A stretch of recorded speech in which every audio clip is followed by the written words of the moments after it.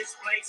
Twinkle, sparkle, let a little sunshine in. You'll be on the right side, looking at the bright side, up with your chilly chin chin. Chin up, put a little laughter in your eyes. Brave it, save it, even though you're feeling otherwise. Rise up, wise up, let a little smile begin. You'll be happy-hearted once you get it started, up with your chilly chin chin. Now, come on, everybody, chins up. I said chins, dear. Yes, I can see you've got a problem. Yes, I know, love, yeah. Double trouble, yes. Oh, it wasn't being sarcastic. How can I be sarcastic with the chin I've got? Look at it, 2.5 weight skin and bone. I'm not the president of the Pelican Club for nothing, you know. So look, if I can lift this, you can lift yours too. All right, then? Stick it in the air and wave it about. Oh, chin up, chin up. Everybody loves a happy face. Wear it, share it. It will brighten up the darkest place. Twinkle, sparkle, Let a little sunshine in. you'll be on the right side, looking at the bright side, up with a chinny chin chin. Chin down, get you down and turn round, starting clowning thing. Sad, you trouble, double thing. Glad they burst like bubbles. Chin up, chin up. Every little time your spirits will chin up, chin up. Give your attitude an upward tilt. Twinkle, sparkle, let a little fun begin.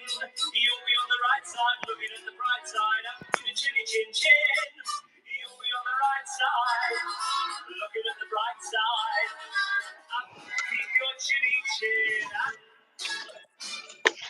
Well, good evening, everybody, and welcome to Monday Night Live with me, Emma, and the Emma Lumps, I believe, and also the utterly delicious and delightful gourmet sausage meat that you see beside me, Mr. Boaty.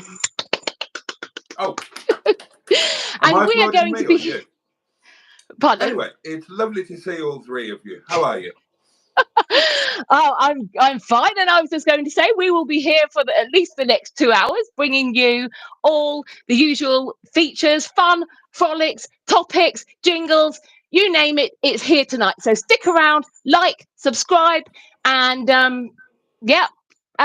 enjoy yourself. So yes, I'm fine, Boaty. How are you today? I'm most awfully well, thank you. Well, actually, neither of us are fine. We've both got stonking headaches. I've been towed around in a car trailer all day. But on the plus side, look what I've got tonight. The official snack of Boaty and Emma's, whatever the hell this is. And has anybody else got a pack? Oh, that's what I want to know. Who's got a packet tonight? Who's got a nice big packet ready for the munching? Good question. Right, so while you're faffing around with your equipment, shall I see who's here? Yeah, please do. Oh, before I do, I've got 2 things to say. Oh, okay. You can't skip the One of them... on brownie dish. That's annoying. Sorry, carry on. It is rather annoying. I'm trying to do a professional show here. Yeah, I know. Yes. Number 1, are there any birthdays in the house? Let us know at your earliest convenience, because we would like to be playing, well, I would, Boaty won't, but I would like to be playing the birthday jingle again this week. So any birthdays, let me know. And number 2, the first topic we will be discussing this evening, so you can start tapping away and getting your comments in, is supernatural activity. I want to hear your stories about any kind of ghost encounters you've had, strange goings on. I have got an interesting tale myself, which I did mention a couple of weeks ago when Neil and Sophie were about, but I will expand on it this evening. So I will be telling you that tale, a family tale of spontaneous human combustion. So if you've got any stories of your own, type them away and we will be talking about them shortly. But for now, with Boaty, would you like to do the comment, read through the comments? No, you carry on a bit. I thought you were going to say no. We just had this discussion just before we went on air. Boaty's big plan is that eventually he'll just press the button to play Bruce Forsyth, and then I will do all the rest of the work for the next 2 or 3 hours. So it looks like that's happening. Tracy is pinned over the top. Don't touch that. Don't touch that. Don't touch that. And more on that story later. So, Boaty, Boaty, Hey, hello. can I just say, no wonder you're single if you say don't touch that to everybody. Well, only during a live stream. I mean, it's available to be touched after about 1 a.m. Okay, I'll make a note of that. Yeah. Right, let's have a look. The first cab off the rank tonight is Jimmy Quinn, who says, "Good evening, Boaty and Emma. Name me minus one is here, says, "Hi guys, short visit. We'll be watching until I doze off." Well, that won't be long with that. I mean, that's rude. I could take offence at that. I mean, to be honest, I have to be completely honest with you, Boaty. I dozed off during your live stream last night. So charming. It was towards the end of it. Oh, well, I was dozing off myself by that point. Barry is here, that guy from SETI Alpha 5. And for those who don't know, Barry is currently in Alaska. Oh, yeah. And he is without Karen. He's on his own in a reasonable hotel room in Alaska, which is quite exciting, isn't it? And he says, "Hello all, Khan," which is a reference to Star Wars, I believe. But there we are. Excuse me. Oh, and he says it's very cold, but he did his visit and he's now relaxing. This town is tiny. The nearest big city is Anchorage, which is about 2 hours drive away. And then Jimmy asks him how his book is doing, and he says, well, the first one gets released a week on Thursday, and the second one on the 7th of November. And the final edit is being done now. Oh, yeah. Oh, right now, at this minute. Yeah. Over to you, Emma. All right, okay. Peter P is here. And the Emma lumps, yes. Peter P is here. Peter P. Have I got a jingle for that? Am I supposed you to have, yeah? Jingle? Oh, shit. You've got one. Right, hold on. While you're finding it, I'll just read his comment. He says, "Good evening, Emma and the boat lump." I'm not the only lump around here. Oh, you're not. Get ready for your jingle, Peter P. It's coming right now. It's not coming anytime soon. I've got about 54 million. Matron, maybe you could highlight it. It's this one, isn't it? What's this one? Pottering Birthday Bliss. What the hell's that all about? Read the description above it. Oh, hang on. I don't make the title. I've got Peter's. Here we go.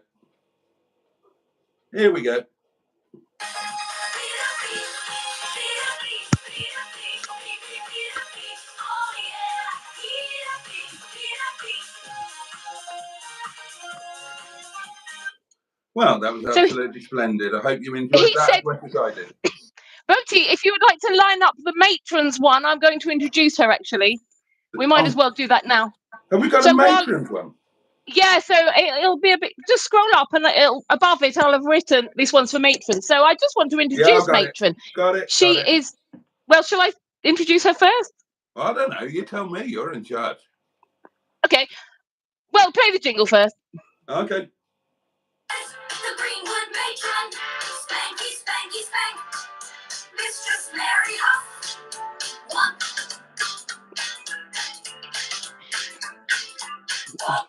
Why did you say wonk? Why did you say wonk at the end? And what's the spanky, spanky, spank all about? Well, that's about matron. Right. Okay. So matron is our management. Well, she's part of our management company. She's the head of it, the Mistress Mary Huff Management Company, and she is the boss around here. She is the boss of us, and she is also the boss of Captain Mustard, and she's also the boss of the chat. And if any of us step out of line, she brings a firm hand upon us. So behave yourselves to a point. Anyway, back to the comments. Well, we had Peter P. Jimmy, the Mighty Quinn, says, "I really hope it does well for you, mate, regarding the book." Has he not got a jingle? He's got one for his psychic moment, but he hasn't got an individual one. Oh, okay. I'll need to work on that. Yeah, at least he's got one there. That's nice. Well, I was working on some jingles when your life exploded during the week, and I thought I better stop writing these jingles temporarily because it's, you know, just in case we don't need them. So I will write one for you next week, Jimmy. What was that? Matron has just pointed out that she's also the one who leads chat astray at times.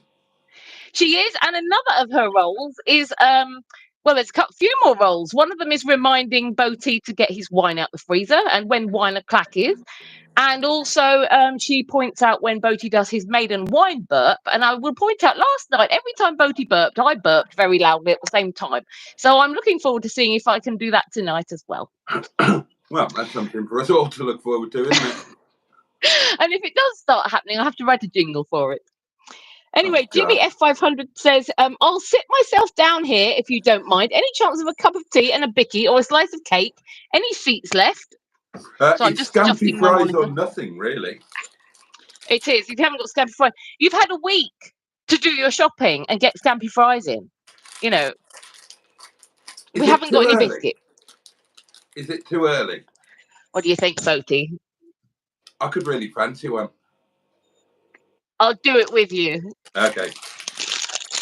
3, 2, 1. Release the Scampy goodness. We're going to crunch really loudly now for everybody.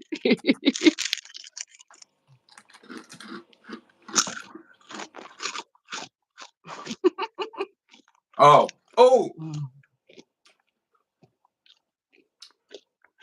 It's been years since I've had one of these, and they are every bit as amazing as I remember. Seeing as we're munching away on Scampy fries, maybe it might be a little early, maybe not, but do you think we might like to do the Scampy fries feature, Where Do You Eat Yours? Oh, yeah, why not? There's a jingle for it. Oh, God, well, there would be, wouldn't there?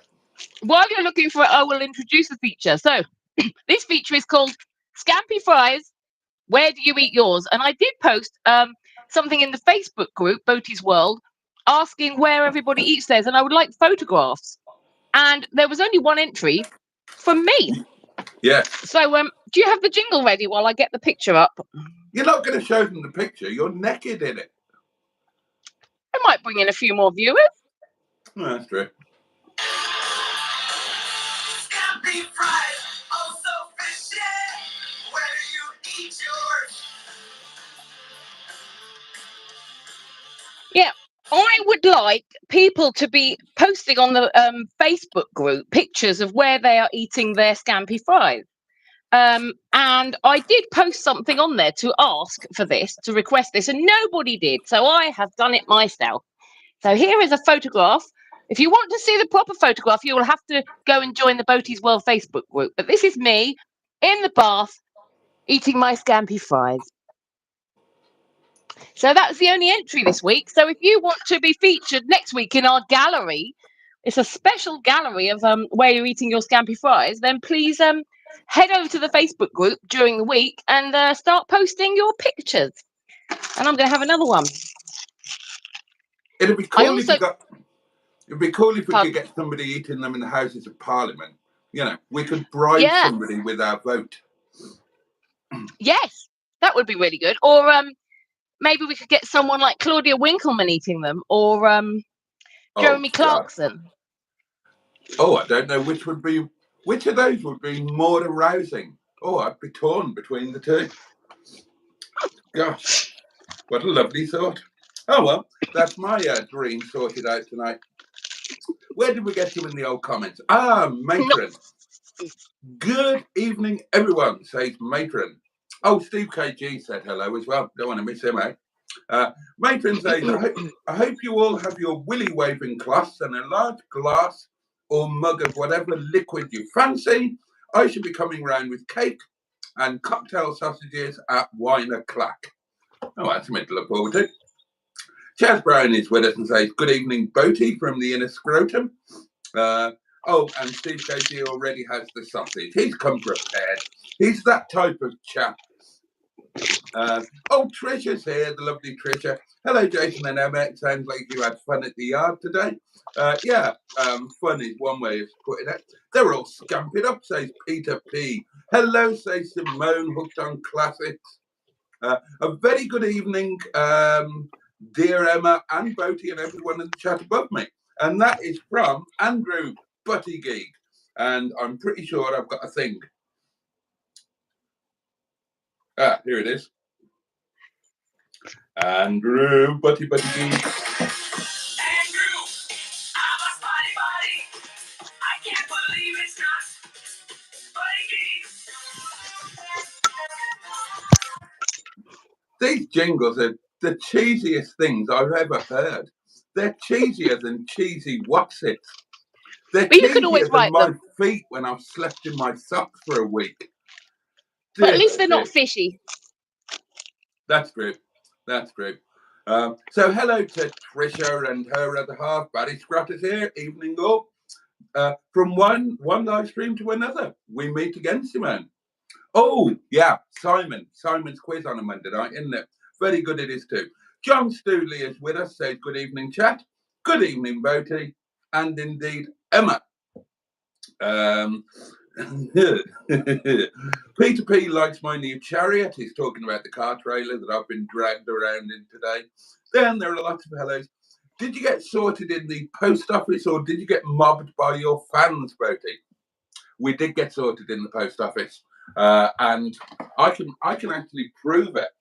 Just so you know, we're not making things up. But look, do you know how much those cost? Emma's. Right. 4 first class large letter stamps. How much? I can't remember. I have posted something fairly recently. £1.45 or something. £8.40p. For what? 4 of them. Oh, 4 of them. Yeah. Yeah, no, it is ridiculous. Horrendous. So I'm just trying to find where we are in the comments. I'm a bit. Oh, here we are. Yeah. Jimmy F500. You just read that one, did you? Yeah. Did you get sorted in the post office or get mobbed by your fans? That one. Yeah, that's the one. Yeah, and then Andrew Buttigeek says, "Scampy fries all round, please." Sorry, I was just seeing a message from Matron, but I think you've read that. Andrew Buttigeek says, "Gourmet sausage meat." And that guy from SETI Alpha 5 says, "I have a huge packet."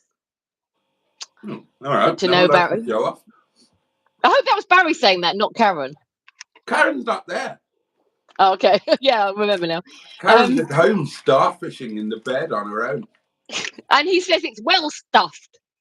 And people are saying hello to each other. Oh, Mr. Stephen Parry from Port Sunlight in the Wirral. The Leisure Peninsula. Who does have a jingle, but we won't overdo them. Unless you want to. No, you carry on. Okay. He says, "How has your weekend been, M11, and your day?" And also to Jason, "How has your day been with Captain Paul?" Jason's going up in the world with his Scampy fries, yes?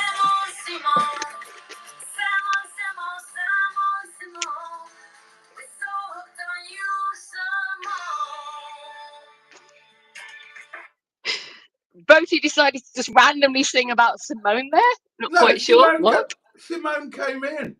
She came in. Oh, okay. I didn't give her a doings. Oh, okay. Actually, I thought maybe I was missing a comment there. Oh, hang on. I need to switch to live chat, actually. That's better. And of course, that shot me down to the end again now. Mr. Stephen Parry from Port Sunlight in the Wirral. The Leisure Peninsula.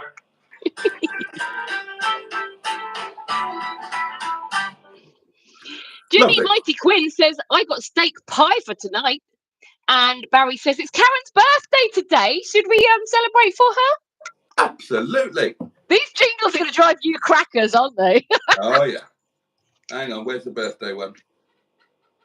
Happy birthday, Karen. If you're watching, this is for you.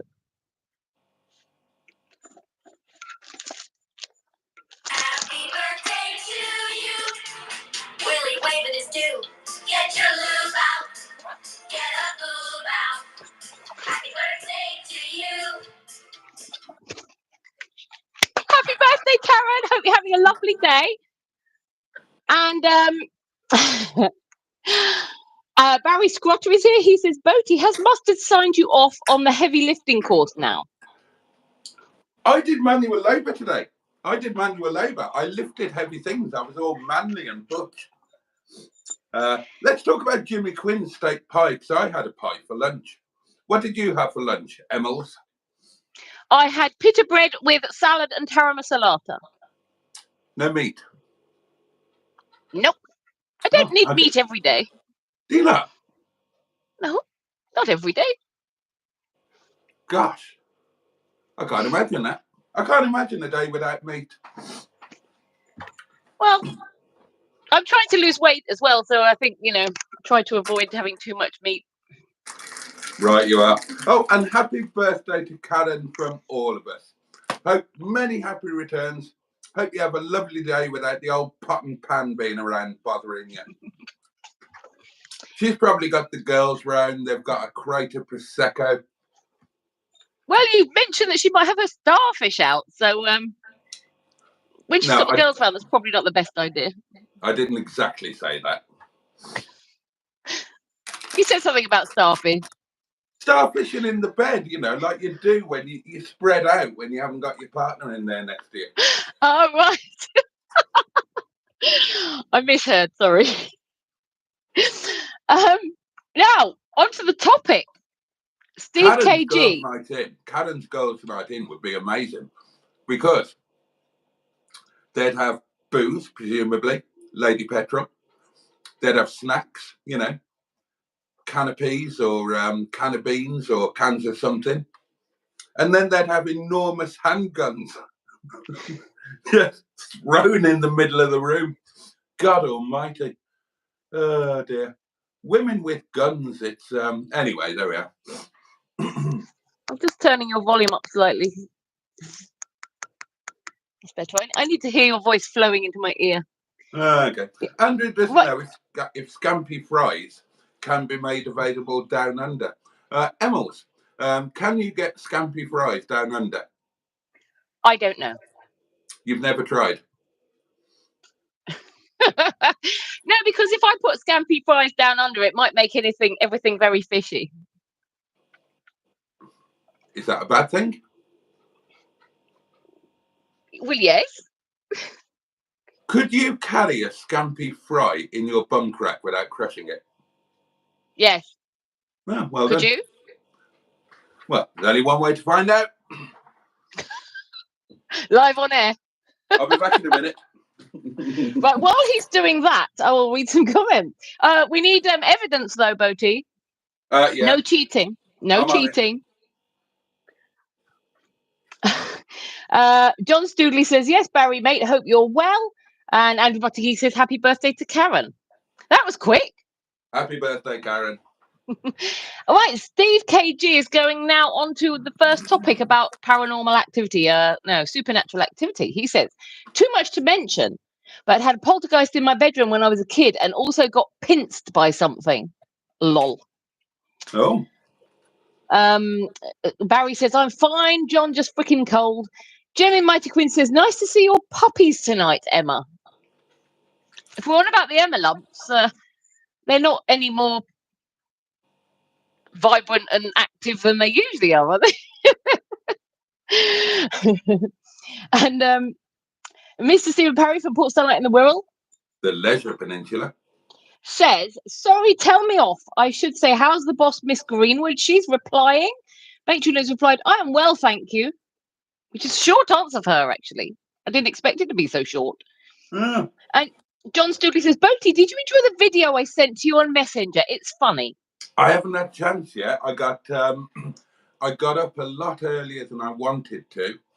Piddled about this morning, went to the yard, lifted heavy things, had a good lunch, did a live stream, got pulled around in a trailer, drove home and kind of doing this. So I haven't really had a chance to catch up on the old socials as yet.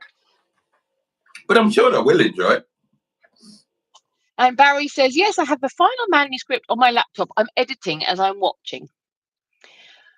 Oh, I just want to say at this point, actually, because I didn't give the phone number out. If anybody wants to phone in on any of the topics or features, the number is 07391 175 And it would be so lovely if some different people rang in this week, because, you know, I need to get to know you all. I'm new around here. Oh, yeah, no offence to the nice people who rang in last week, but you were crap and she wants somebody better.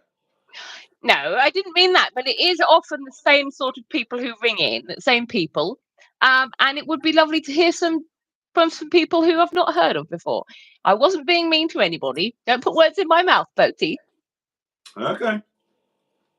Don't you be putting anything in my mouth. There you go. So Jimmy Mighty Quinn says to Tracy, "Hi Tracy, how is Dungeness?" She's not there yet, but she's probably replied to that effect in a moment. Peter P says, "Nice, he's enjoying his jingle." And Matron says, "I'm there next week, Jimmy Mighty Quinn." And he says, bloody hell. He says, "Dino Dad's here, hey gang."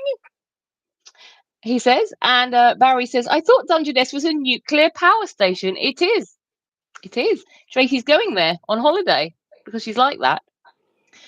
And Peter P says to her, "Remember to deputise mustard." And Barry says Tracy's going to glow in the dark. She's going to Dungeness, not Chernobyl.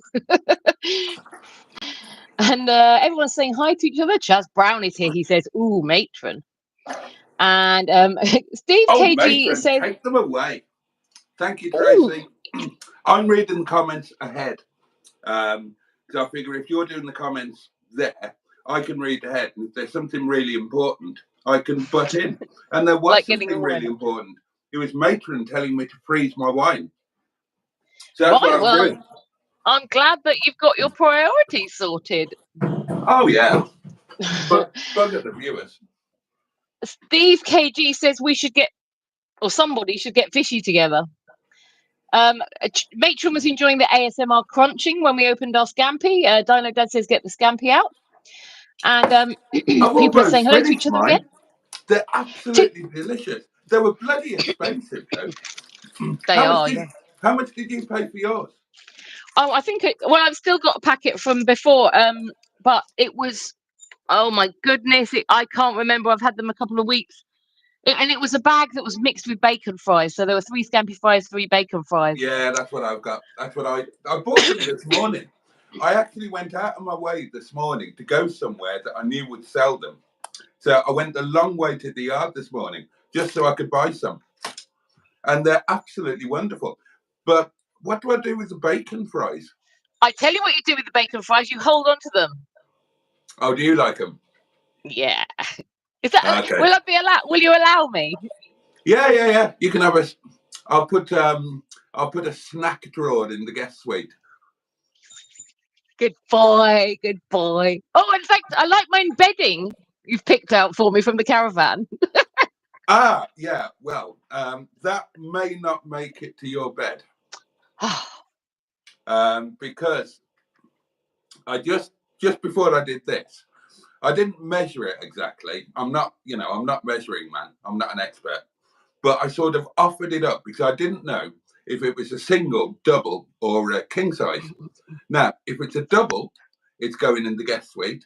If it's king size, I'm not, it's a bit feminine and girly and flowery, but it feels absolutely lovely.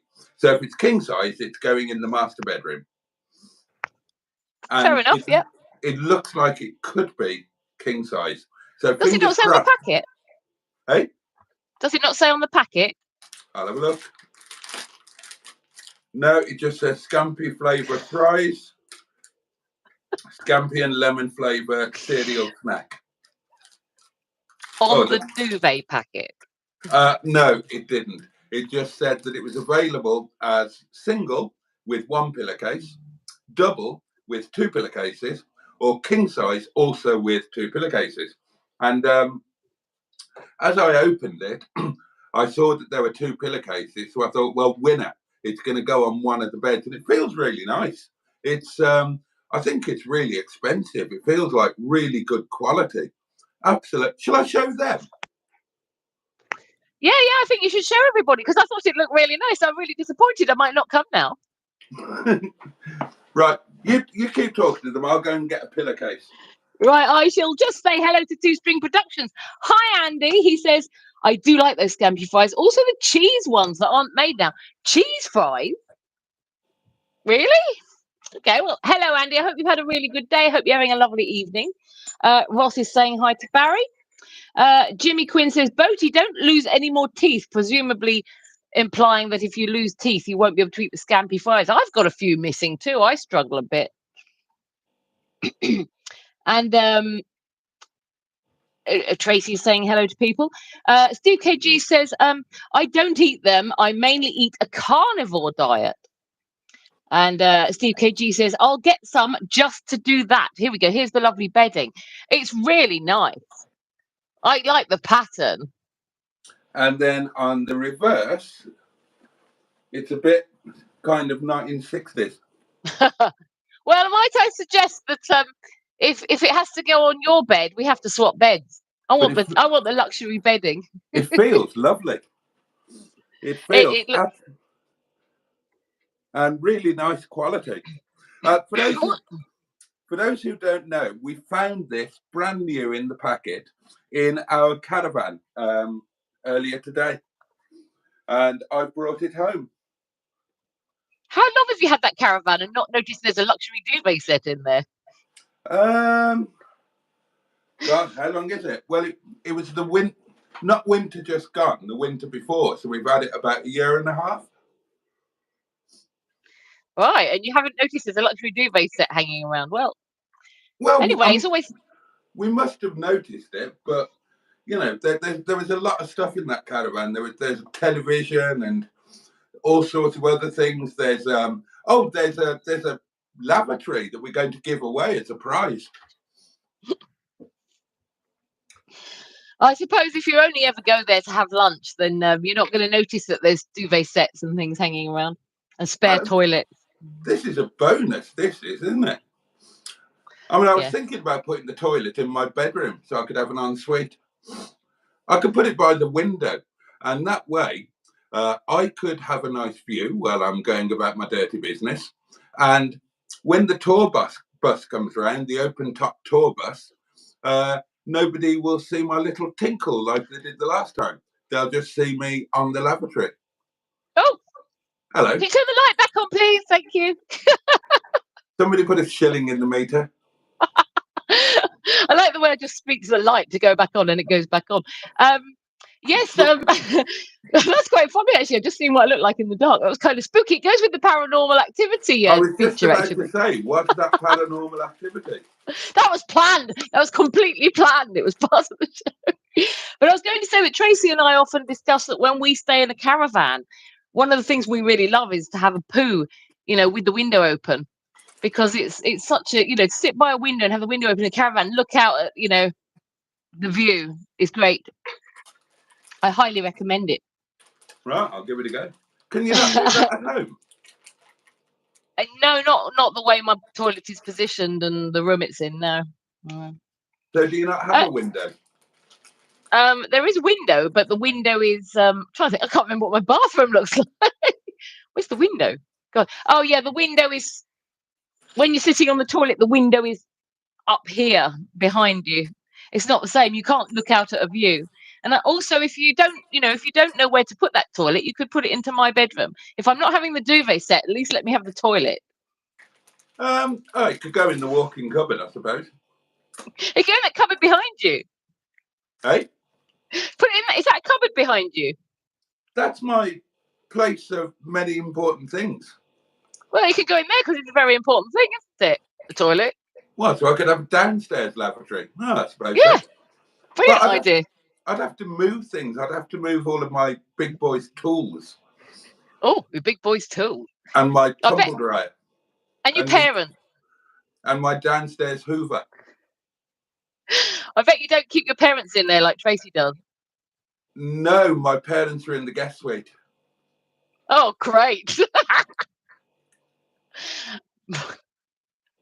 I'm not joking though. Tracy seriously does have our parents in her hall cupboard. Well, that's a perfectly sensible place. Where are you going to put them? Well, we've been wondering what to do with our mother for 9 years and our dad since COVID. But until then, they share a cupboard with a couple of cats. And the funny thing is, they always were at each other's throats in real life. They would hate to know that they had the rest of eternity in a cupboard together.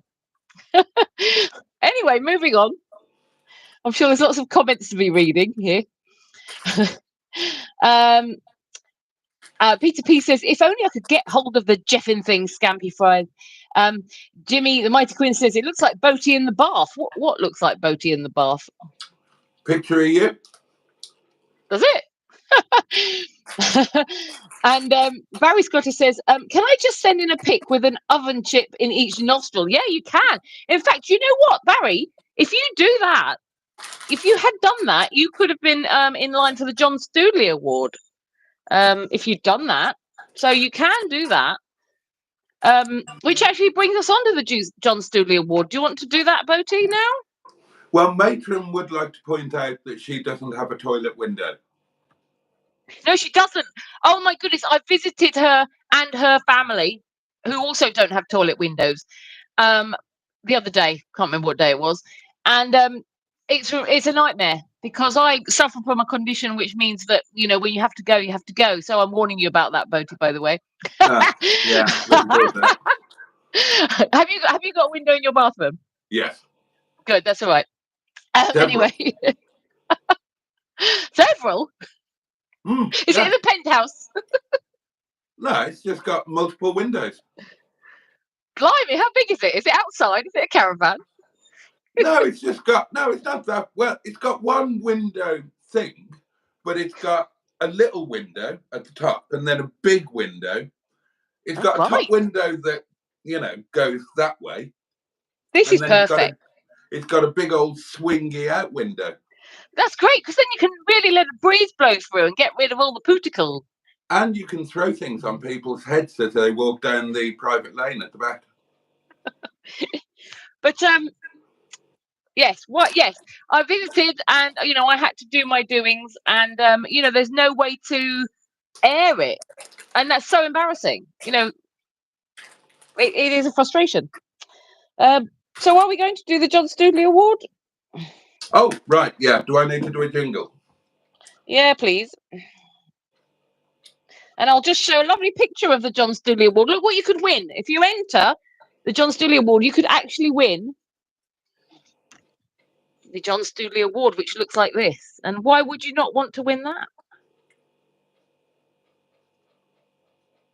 I can't find it. It'll be near the top. Oh, will it? Well, yeah. Oh.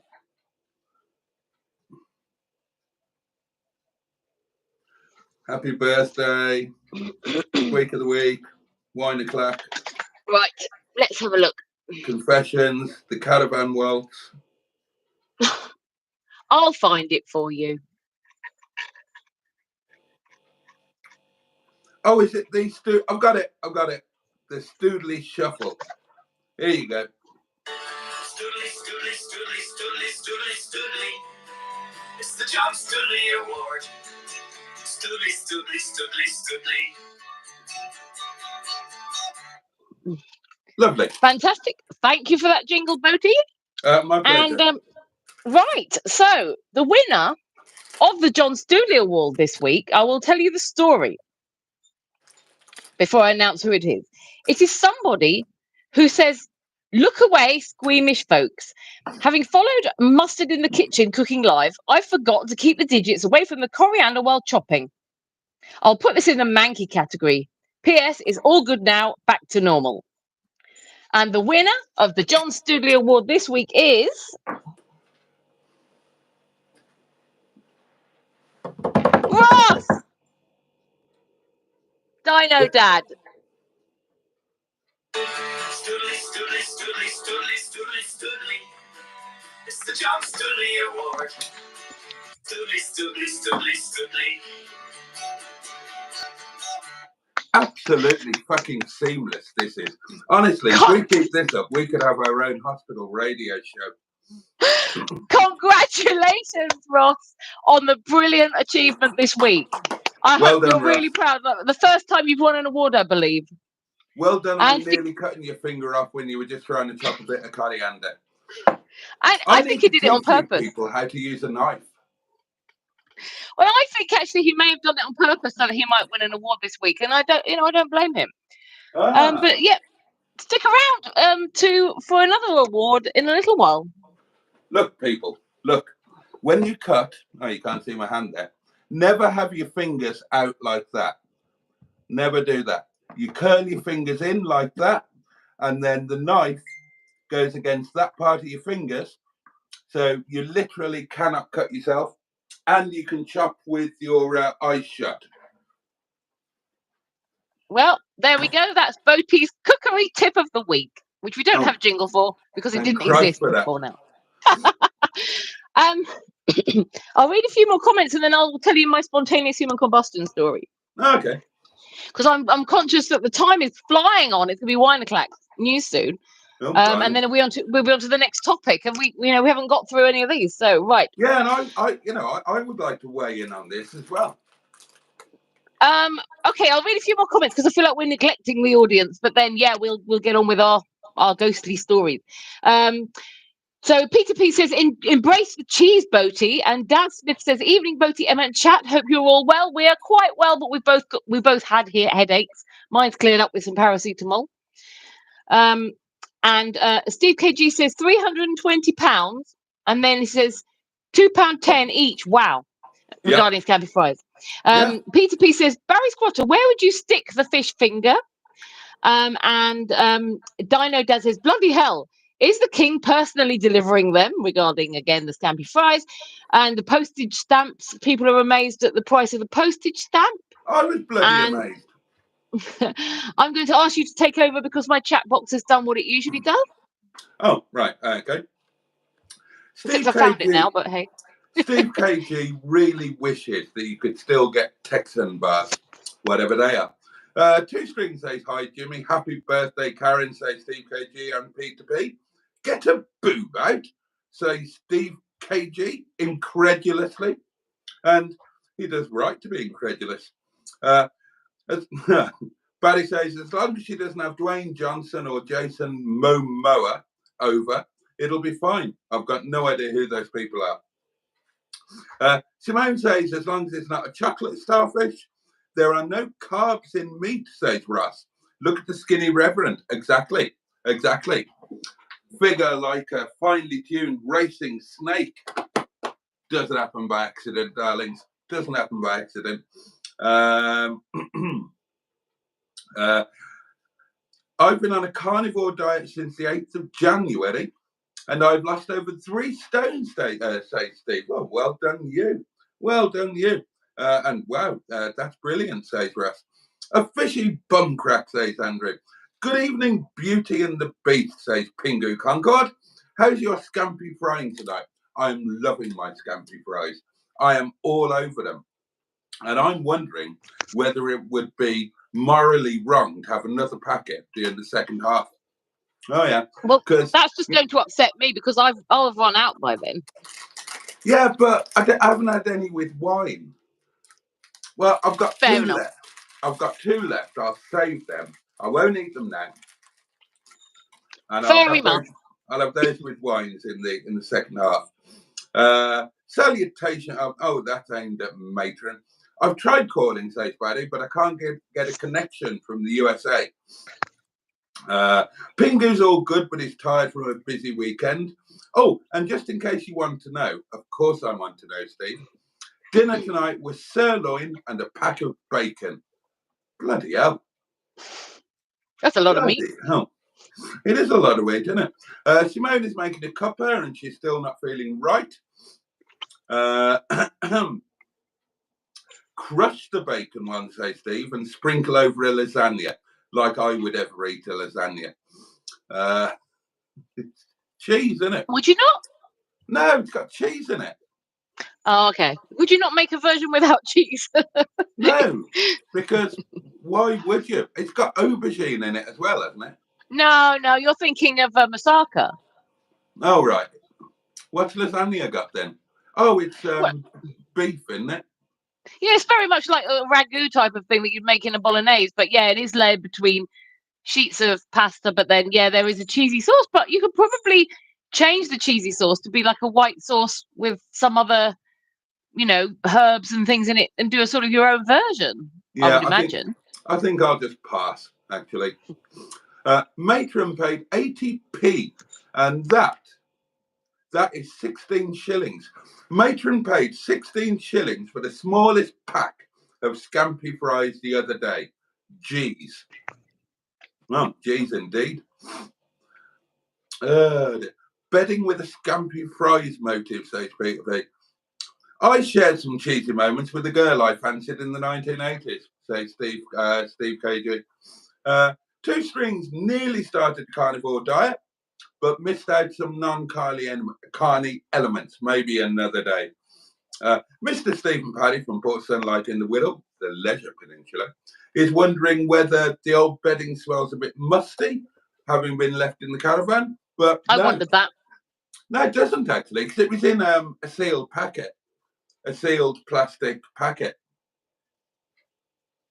So no, smells fine. I'm going to wash it before I put it on the bed, though. I mean, I'm not an animal. Oh, dear. I am just going to insert myself in here, says Matron. I am at 99 subscribers, and Emma promised a shout out for me. So Yeah, sorry, Matron. I forgot. We can do it now. Matron has a YouTube channel, and she's had it for a couple of years. She's stuck at 99 subscribers, and she said she would absolutely love to reach the 100 mark. And I said I would do a shout out tonight. So her YouTube channel is this_is__, and then it's The Greenwood. I'll repeat that. This_is_the Greenwood with no gaps in it. Classic. And if you go to her channel, you will be able to see the Woody Show, and you will be able to see some videos, driving videos, where she's in the passenger seat, but she's done the route. Yeah, head over there and subscribe, and Tracy will be a very happy matron, and you might just avoid a punishment from her. And if somebody could let me know when they've done it, please, and Matron has 100 subscribers, let me know so that I can go and unsubscribe just to fuck about with her mind a little bit. Thank you. That's mean. I know. I do that. Don't go and upset the matron. You know what will happen. I do. I'll need the inflatable cushion again, won't I? You will, the ring cushion. Yeah. Pingu Concord says, hope you feel better soon, Simone. Two String Production says, yes, cheesy moments. Love those. Oh, ping. Steve KG says, Two String Productions is very limiting, but I feel so much better than I have for a long time. I do cheat, but not too much. Mr. Stephen Parry from Port Sunlight in the Wirral, the Leisure Peninsula, says the M11 house is haunted. The ghosts turn the lights off. Yeah. That's what it was. Really good timing, actually. Jimmy the Mighty Quinn says the Caravan toilet, Boaty, put it on marketplace. You will get £20 to £40, but clean it up first. Yeah, you could sell anything on there. Noted. And we'll give it a go. Tracy's laughing that your parents are in the guest suite. Best place for them. And she says, my dad is going to Mytherroyd, where he's from. Yes, if we ever get him there. She said, my mother just hated everywhere, which is true. Everywhere, every occasion, every member of her family. You know, she just hated everything. Our mother. Oh, she sounds fun. Yeah. Even when she was laying in her deathbed, she was busy grumping about my dad. Saying, he should be here, not me. I read a really good joke on Facebook earlier on, and it made me laugh. It's a very, very elderly Yorkshire chap, and he's lying on his deathbed at home, and he's surrounded by his family. And with his last effort, he manages to lift himself up off the pillow a little bit, gently look around, and says, "Is my lass here? I'm here. I'm with you. You're not alone. Are the kids here? Are all the kids here? Yeah, all the kids are here. They're all with you. Don't worry. Then where's the bloody light on in the kitchen?" I thought that was funny. It's mildly amusing. Sorry, I just got distracted by Tracy sending a message in the. I don't know what she's talking about there. Presumably, you know. She's calling you a naughty boy. Yeah, I saw that. Right, can we talk about paranormal activity? Yes, who's going first? I'd like to go first. I will let you go first. I live in one of the most haunted places in the United Kingdom. Is there any more to this story? Oh, there's loads. What would you like? Would you like the history? Would you like the history, or would you like to know what happens here? I would like to know some of the more bizarre, random, weird, worrying, scary, terrifying, upsetting, weird, crazy things that have happened. Well, when I first moved in, I had a terrible time because they were very upset. Now, when I moved in, the place had been empty for a long, long time because nobody would live here. Everybody was too scared. The reputation was, very, very widely known. However, because of that, it was cheap. So I moved in. And for about maybe the first year, I had trouble. So, for example, my bath it's an old bath and it doesn't have an overflow. So they would put the plug in, fill the bath up. There's no overflow. So it would literally overflow onto the floor, flooded the bathroom, brought the kitchen ceiling down more than once. They would take my car keys. They would unlock and open the doors in the middle of the night. They would flush the toilet. They'd run around upstairs. They'd have parties or something, and there'd be laughter in the middle of the night, which always struck me as odd because they've got nothing to laugh about. Drawers would just open and shut in front of you. Oh, you name it, all sorts of things. I never told anybody about any of this, but everybody who's been here to stay has said, I'm never coming here again. And the first thing they've said in the morning was, is this place haunted? Because I saw, I heard, this happened, that happened. When Boo and Little Miss were living here, when I was at work, neither of them would go upstairs to the toilet. So they would go to the toilet before I went to work, and then they would stay downstairs and not go upstairs, which is where they hang out, until I got back from work. And yeah, so there you go. There have been many, many murders in this place. And in the locked off cellar underneath, we try not to think about how many dead bodies there are down there. Right, matron, can you cancel my train tickets, please? Right. Well, thank you for that. Not at all. You can Google it if you like. It's on the internet. Oh, yes. God. I'm regretting setting this story right now. I should have set it in a month's time. I've got quite a lot of ghost stories and not enough time to tell them all. But yeah, the story I thought that made me think this would be an interesting topic would be my family story of spontaneous human combustion. So my great grandparents, they were called, this is on the internet too if anyone wanted to look it up. I also found a YouTube video about it today, which is quite interesting because the guy had actually been to the locations to tell the story. But yeah, my great grandparents were called John Henry Kirby and Sarah Ann Mitchell, and they had two daughters called Alice Ann, aged 5, and Amy, aged 4. They did go on to have a lot more children. One of them was my grandmother. So these were my maternal, my aunts on my grandmother's side, great aunts. The parents were separated. Amy lived with her mother at Hargreaves Terrace in Norland, and Alice Ann lived with her father and grandmother on Wakefield Road in Storby Bridge, Yorkshire. Amy's mother found her a light at home, and when she ran to tell the girl's father the news, she was met by a woman coming the other way to bring news of Alice Ann, who also had caught a light at her father's house at the same time. So both girls were believed to have spontaneously combusted in different homes at exactly the same time. And a detail that I found out today, which I didn't know previously, but I found this out from the YouTube video, was that the girls were buried on my birthday, albeit many years before I was born, in an unmarked grave in unconsecrated ground, as the church wouldn't allow them to be buried there due to the strange nature of their deaths. So that is Ah, my family spontaneous human combustion story. my brother is in an unmarked and unconsecrated grave. And to this day, I've never been able to find out which one it is. Which brother or which grave? Which grave? Oh, right. Is it unmarked? Sorry? Did you say it's unmarked?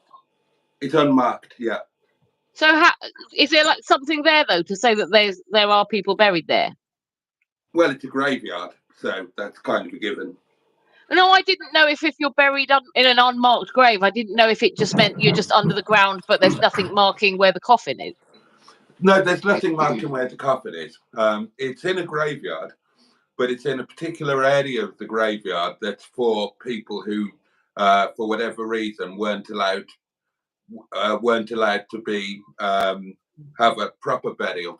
And no, my mother, his mother also, obviously, neither she nor my father nor I know exactly where he is. So on his birthday, we used to have to just go and throw flowers around the whole area because we had, and I tried everything. No way I could find out where he was. We have Tracy and I have a brother who was sadly died at 16 days old with a hole in his heart, and he was buried in an unmarked grave. And I think Tracy went to the area where he was buried, and I can't remember. She can let us know if she worked out where he was. But yeah, we've got 2 minutes till the 1:00 news. If you want to line the jingle up. Okay, Mark was 13, bless him. Oh, but yeah, poor mother. Oh, terrible. She wasn't even allowed to go to the funeral. Yeah, the only person who knows where he's buried was my great uncle Richard.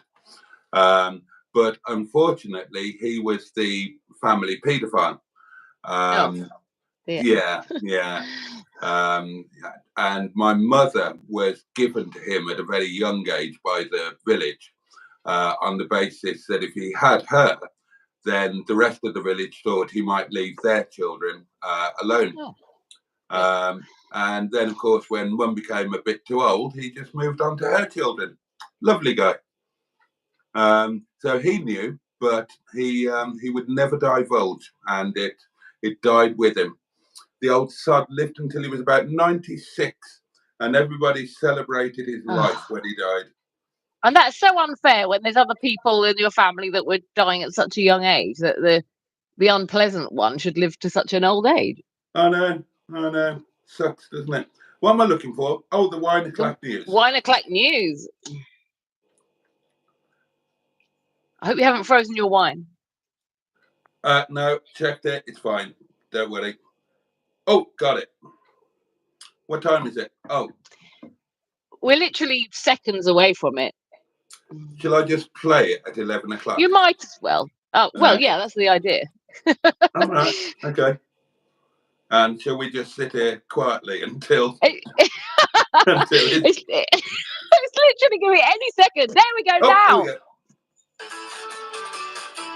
Wi-Clack news. The Wi-Clack news. It's the Wi-Clack news.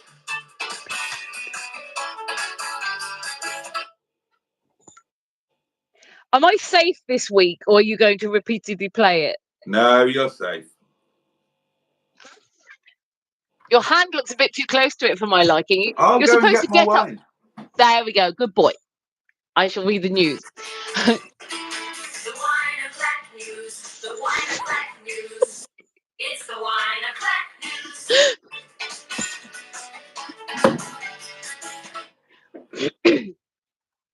Good evening. My name is Emma Lemon, and this is your Wi-Clack news. A man has died after his friend inserted an air compressor hose into his rectum at a car service station. When questioned, the friend said that he had become very bored of waiting whilst the man was doing him a favour in washing his bike for him, and admitted that he had therefore simply pushed the pipe into his friend's anus for a bit of fun. A private retailer who produces jewellery using stale semen is raking in $400,000 a year with her unusual business entitled Jizzy Jewellery. The business started as a joke, but the jewellery now sells at upwards of $110 per piece. Initially, the jewellery maker used only her husband's semen, which he dutifully choked out specially for the business, but she now accepts samples from anybody who places an order. However, she does admit that her office seriously honks due to the amount of semen she has drying on trays around the place. Beautifully finally- choked out.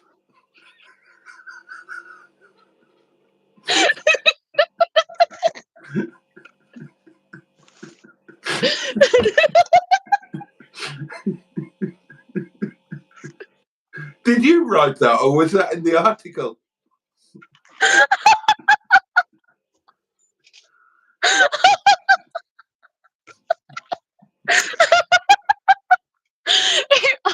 I might have, used some more descriptive words. Dutifully. Oh dear, darling. Be a dear. Go and dutifully choke one out for me, would you? Oh God, again. Oh, all right. Hang on. Let me grab the vegetable oil. And finally, Thank God for the that. M11. And finally, the M11 has been cleared of any involvement in the murder of Rod Hull during a dagging session in 1999. Despite making a full and frank confession to the Reverend Boaty live on YouTube last Monday, who then contacted the police, the court decided that the M11 is not of a sane and rational mind, and that the conviction or imprisonment would therefore not be appropriate in this case. And that was your Wi-Clack news. The Wi-Clack news. The Wi-Clack news. It's the Wi-Clack news.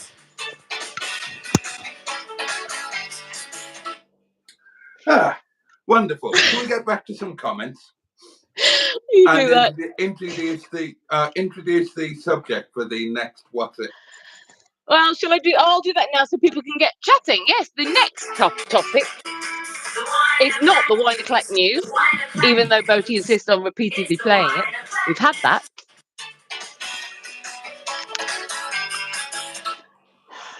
That's your favourite, isn't it? Yeah, I like that one. I'm glad people are liking the Wi-Clack news because it does take a bit of work from me. Cheers, darling. You're very good health. Up yours. I have a cup of water, but cheers. So the topic for the second half that I have selected is work husbands and wives. And the reason I have selected this is because I read an article about a woman. Don't touch that. Don't touch that. Don't touch that. More on that story later in the hour. Emma. Yes. Am I safe to speak now? Yeah, go for it. I'm going to get Matron onto you. Matron! No, Matron! No, not Matron. Give Boaty a black mark. If you get 3 black marks, 3 strikes, Matron's going to come round your house and do you in. Right. So you've got 1 already. So anyway, the topic I've chosen, yes, work husbands and wives. And the reason I have chosen this topic is because I read an article about a woman who was getting jealous because she went to a work party with her husband, and his female employee he works closely with was referred to as her his work wife. And she was jealous and left the party. And I thought that could be quite interesting. You know, would you be jealous if your partner had a work husband or wife or somebody who's referred to in that way? How would you feel about it? And it also brought to mind a situation I had with Mr. Lemon. Because when I initially read this article, I thought I wouldn't have a problem with that at all. But then I remembered Mr. Lemon and a woman called Wendy, who he worked with. First of all, she started to pick him up and take him to work each morning so he wouldn't have to get the train. And I thought, well, she's driving quite a long way to pick him up, but how kind is that? Stop it, you get me excited. And then he started meeting her in the pub after work a lot of days to discuss her relationship problem, which I kind of felt like, if it's not really his place to be meeting up with a female colleague to discuss her relationship problem. And then he went on to have to meet up with her quite frequently to discuss her bed bug problem. And I, at the time, I was quite jealous about it. And he actually, after we separated, confessed that he'd done things with her at a work party. So actually, I was right. My female intuition was right that he, his work wife was more than just, a work wife in words. So yes, I would like to know, how would everyone else feel about that? Boaty, how would you feel if you had a partner and they had a work husband? How would you feel about that? I'd fuck him up. Well, even if it was just an employee, a colleague that was a man that was referred to as a work husband, but they weren't doing anything. Yeah, I'd give him a warning and say, look, step away, step back, and if they carried on, I'd fuck him up. Yeah, but what if it was just, what if your wife was secretary and she worked very closely with her boss, but that was all they did was work? You'd still fuck him up. No, that would be all right. But the stuff that you were talking about, meeting in a pub and all of that, Yeah. Even if my missus wasn't particularly interesting, that means he's on the sniff. And it's not the done thing to sniff around another man's woman. And if you're a man and a man sniffs around your woman, you warn them. And if they carry on sniffing, you fuck them up. All right, here's a question then. This is slightly going off topic, but I'm interested. You've got a partner who's a female. And that's a good start. How do you feel about them having close male friends? Well, that's fine. That's so male friends that maybe they might share secrets with, go to lunch with, go around their house without you, stay there for dinner sometimes. Well, I'm sure I've had that. And you're okay with that? If I knew them, yeah. Okay, but yeah, if they were saying, "Oh, there's this guy called George, and I keep going around his house," and you didn't know them, you might feel uneasy, I guess. Yes. Yeah. I'm just interested. Yeah. I was just interested because of your comment about the work husband or wife. If they start going down the pub, that's not right. And I thought, I wonder where you sort of stood on that, because I believe that guys should be allowed to have female friends, women should be allowed to have male friends. And it shouldn't be that the woman says, I can't be friends with that guy because my partner will be jealous. I'll tell you what it comes down to. Now, if you don't have absolute trust in your partner, then you're in the wrong relationship. Yeah, I agree with that. Yeah, you're with the wrong partner. So the idea of a close personal friend, anything like that, that's absolutely fine. Where I've had a problem in the past is the situation that you spoke about, where my other half was an employee and somebody at work was trying to engender the work husband bit, but they had beastliness in mind. And I have been in that situation quite a few times, actually. And it's nothing to do with not trusting your partner. In fact, certainly my partners that this happened with, they were quite uncomfortable with the situation, and they actually asked me to actively intervene, which I did. I went to a pub. The first one was with fiance number number 2 or 3, and I was at the car showrooms. She got a job at a local pub, quite rightly. And the chap there, the manager chap there, was a little bit inappropriate. And so, when she said something, I went round and I had a quiet, civil word with him and explained the situation. And it carried on. So I went round 4 days later and nutted him. and got barred, and she got sacked, and I got barred from the pub. Well, I mean, that's understandable if she's been finding it annoying as well. Yeah. Yeah, but you know, it's where you draw the line, isn't it? I mean, it's perfectly normal for colleagues to have a close working relationship. Depending upon the job that you do, then it's perfectly normal to socialize sometimes. You know, if you're if you're a policeman or a policeman woman or an ambulance man woman, and you have a bad shift, then yeah, you might all want to go down the pub before you go home. Totally normal, good thing to do. You know, it means that you're not going home with your work head on. You can, and if you're in a stressful job or whatever, and certainly if you're in a job that involves trauma, only the people who work with you will really understand what you've been through. And they're the best people to defuse yourself with. So I wouldn't have a problem with that. No problem with, you know, best friends or anything like that. But the work situation where a colleague is overstepping the mark, that I would have a problem with. Yep. Okay, that's understandable. Should we turn to a few comments? Because I think we haven't looked at our audience for quite a while. Yeah, I think we probably should. We're probably a million miles behind. You doing it or me? I can't. Well, whoever finds the right place first. Oh yeah, I found it. Matron says my mother just hated everywhere. Ross says my dad's above the clothes rail next to a box Buzz Lightyear. We talk about obviously where our cremated parents are.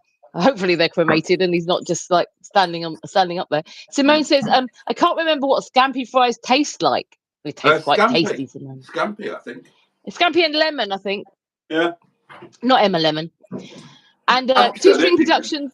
Delicious, Two String. anyway. Andy Two String Productions says, I caught norovirus and then when I started it, his carnivore diet. I caught norovirus when I started it and I had trouble stomaching just meat. Hopefully I'll give it a bash in a few months' time. Matron says, I don't have a toilet window, so it's amazing when I get a lovely toilet view and bottom breeze when at a caravan. And Barry says, Mythenroyd is where Brian Blessed comes from. Gordon's alive. And Steve KG says, good luck with it, mate, regarding the, I think, carnivore diet. Matron said, I thought he was from Barnsley. Andrew Buttigieg says, a chamber pot might come in handy. Ross says, where's Edna? Is that a reference to something off the telly? Blackadder. Oh, right, yes. And Matron said, she'd fill that, no problem. And Barry says, he was born in Mythenroyd. Patrick Stewart is from Murfield. And then Matron says, oh, I didn't know that, Barry. Steve KG says, well done, dude. And Ross says, I was a little drunk. And Steve KG says something. But my chat's gone funny, so would you like to take over? Oh, well, Steve KG actually says, so where would I post a picture of me and the prize? And the answer to that is in the Boaty's World Facebook group. Just search for Boaty's World on Facebook. Two things will come up. One will be the Facebook page. Like it, follow it. The other will be the Facebook group. Join it. You won't regret it much. And Jimmy Quinn goes on to say, oh, I bet that hurt Russ. Jimmy F500 there says, good tip there, Boaty, about using a knife. It is. It genuinely is. Seriously, learn how to do that. It's the first thing you learn when you start to do any sort of chef work is that your fingers are always in like that. The knife runs against this edge here. You should never need to use your eyes when slicing, cutting. You literally just do. So if you're slicing anything at all, then you cut down there and you just move your finger like that. No need to look. Chop, chop, chop, chop, chop, chop, chop. You can't cut yourself. You can't hurt yourself. We've got the new guy from Nepal. He's been with us about 10 days. brought him over on a work visa, supposed to be fully experienced in a restaurant and the kitchen. We brought him over to be the manager. He's never worked in a restaurant before. So he's kind of half working there, half not. He had the job of, we give away on takeaways. We give away, if you spend over £20, we give you some poppadoms, pickle tray, and a thing of salad. And he had the job of chopping the salad. You know, we all do it. We literally, because all of us in the restaurant, we can all do every job in the restaurant.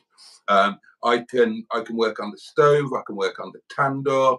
I can do anything in the kitchen. I can wash the pots. I can work front of house. We can all do pretty much everything. So naturally, he got there. They get there earlier than I do. He had the job of chopping the salad off. Nearly took his finger off. He had no idea how to use a knife. And in the kitchen, we've got some big, scary, sharp knives. And the reason that they're sharp is because, like many professional kitchens, we don't own our knives. We have a knife company, and every week they bring us out a full set of kitchen knives, fully sharpened and everything, and that happens week by week. They take the old ones away, we get the new ones. So the knives are as sharp as you like. And he didn't have a clue. He was only cutting salad, you know, doing I like, for the salads, I like the lettuce to be julienne. And he was just slicing cucumber, slicing carrot, doing a julienne of lettuce.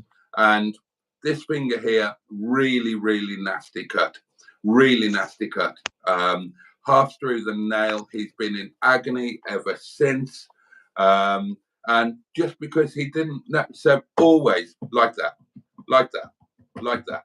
There's a video on my channel of my head chef cutting onions at an incredible rate of knots, stupidly quickly, blindfolded, perfectly safe, because that's how you do it. So there you go. Where did I get to? Matron has helpfully put a link to your Facebook group, the Boaty's World Facebook group. Andrew Buttergeek says, that looks bad, Ross, about your finger. John Studley says, that looks painful, Ross, mate. You're welcome to my award, mate. You definitely deserve it. And Ross says, thanks, John, the best award I've won. And Barry says, I'm not on WhatsApp, Facebook, or anything like that. And Steve KG says, I'm on there, but I missed it. Well, you can always enter next week. Don't panic. There'll be another one along next week. Hang on. Is Mistress Mary Huff sending us a... Oh, right, that's fine. And John Studley says, skin tag update. It's still hanging on, so I'm stuck with it, I think. I wonder if you might want to get it looked at medically, John, because if it's still hanging on and you've got something tied around it, I wonder if there might be a problem. I know I'm getting a bit concerned about your skin tag, to be honest. But I don't need any more photos of it.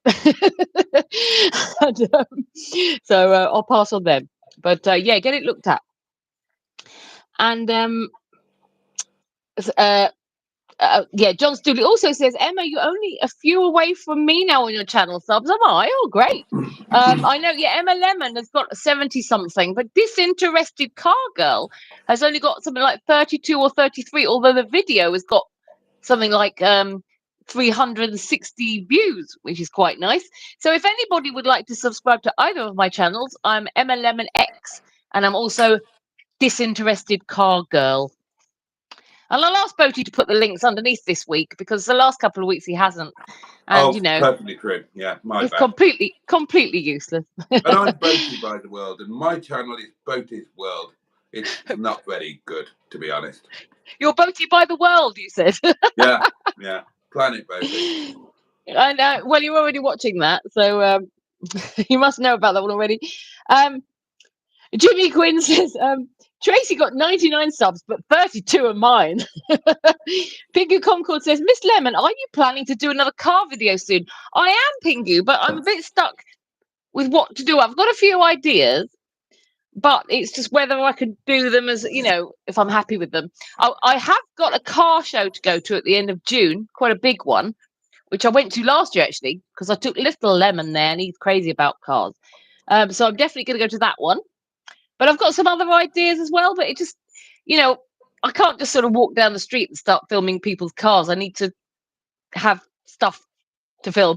I'm hoping in a couple of weeks I might be in a place where there might be an opportunity to film some car stuff. Oh, phone call! Get the jingles out.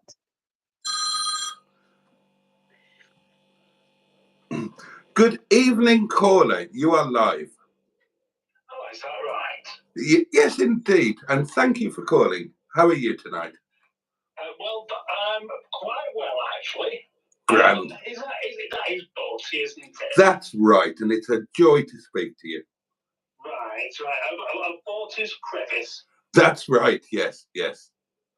Right, okay. Right, now, I'd like to invite to shut up for a second just while I tell you some advice.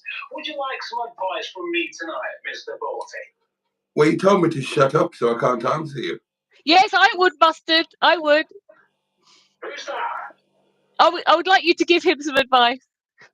Oh, well, it's very important that everybody just be quiet whilst I spill out my super duper advice that will make you all much happier people. All right. Yes, Mustard. Better. Oh, I got interrupted again there. Could somebody do something about that, please? Oh, by the way, before we go any further, that was real. Is that okay? Thank you very much. I thought it might help. I've been having a little think, you see. I was having a little think whilst in the shower, and my little tinkle was pointing at something. And I was pointing at the fact that you've been losing subscribers just recently. You've been losing subscribers. Haven't you? How many, Boaty? You may speak, but it's one level do. Yes. Right. So, what I was thinking, right, what if you made... Oh, I'm sorry. You disappeared just then. What if you made some... Oh, I'm sorry. I'm really struggling to get this one out. But what if... what if you started making some good videos? Do you reckon that might help? It's an idea. It's got to be worth thinking about, hasn't it? Oh, I reckon that might be the trick to it, you see. Right. I might get more views then as well. No, look. Oh, well, that's the second point I was going to get to. Right? Oh, right. Okay. Yeah, right. Okay. Right. Now, you've recently been demonetized, haven't you? Yes, I have. And to the ladies and gentlemen who may well be watching this right now, that means that YouTube have decided that you shouldn't be earning any money out of this shite. Yes, that is correct. Is that correct? Yes, that is correct. So, almost like a sign from God.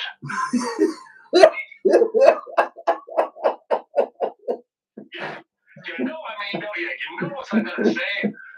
God is telling you to stop making shite.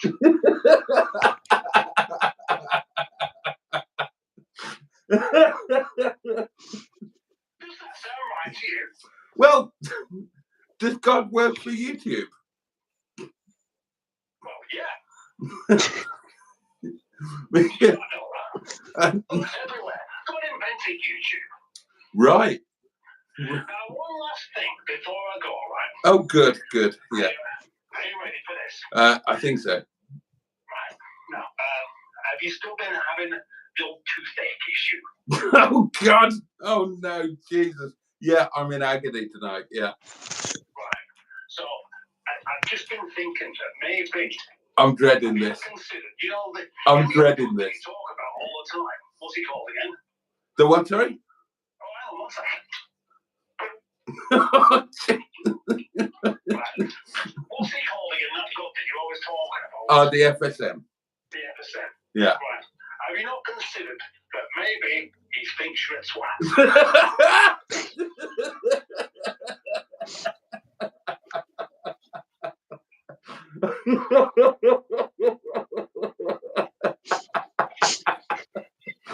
I'm taking this seriously, you know. I'm doing my best here to help you out, to get you onto this route that you happen to be in at the moment. And all you're doing is laughing at me. It's exceedingly kind of you, and I'm enormously grateful. And you raised some excellent points, which I would do well to take on board. Yes. And indeed, I love the fact that you keep laughing about it, and I'm getting worried that you're not taking it seriously. Oh, so no. I'm gonna go. I'm gonna go and speak to somebody else, I reckon. Unless you can promise me right now, you'll start doing something about it. I now that you have driven the message home with some flatulence, I am absolutely going to take your words on board, and I'm most definitely going to do something about it. Right, jolly good then. Now I expect later on a lovely full update on a flip chart in a private message showing me exactly what you're going to do about it. I will get to work on that immediately this live stream finishes. And brilliant. Now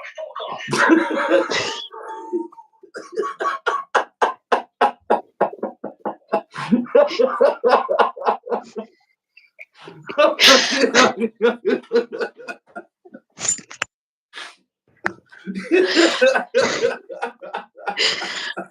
And that was this week's episode of Mustard Beast Boaty. Oh, God.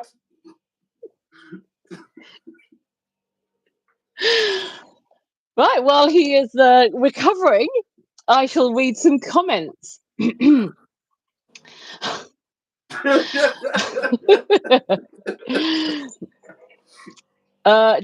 Dad Ross says, I've just realised Boaty has put on his Sunday best for the live as the restaurant is closed. Yes, let me just check my mute is. It's not. Yes, we dress up. We tried to give you a quality production. We put the fancy clothes on. I'd be in my pajamas otherwise. To be fair, I have been doing manual labour type stuff today, and I was filthy. So I had to think, oh, God, yeah. Covered in grease and stuff and all sorts. Steady. And so when I came home, I had to have a shower. And I thought, well, what am I going to put on? And I hadn't put my work stuff in the laundry. So I thought, well, I might as well put that on. So I did. Well, yeah, but I think it's nice. It's kind of nice to be dressed up instead of slobbing around. It looks like we've put some effort in and we value our audience. So yeah, absolutely. I approve. And we do. And Peter P says 100. Congratulations, matron. It might be time for you to unsubscribe now, Boaty. But well done, matron. Steve KG just subscribed. He thinks he was number 100. And Jimmy Quinn's congratulating her. And Tracy says, woohoo, thanks to my 100th subscriber. And Peter P says to KG, you get a special spanking. Oh, yeah, baby. Oh, is that the one with the happy ending? Well, Steve KG says, oh no, my poor bum. And he says, you're welcome. And then Barry Scotter says, well, he says message for Emma, but I don't know what he means by that. So sorry. Simone says she can't find this underscore in. Oh, Simone, you need to put take away the underscore between the and Greenwood. So it's this underscore is underscore and then the Greenwood without the underscore in between. Can I suggest changing the channel name to something a bit easier to? I thought that, Tracy. I'm afraid I've thought because whenever I go to, if I want to type it in, it's a faff and it's annoying. Yeah. I mean, let's I change the channel name would be my advice.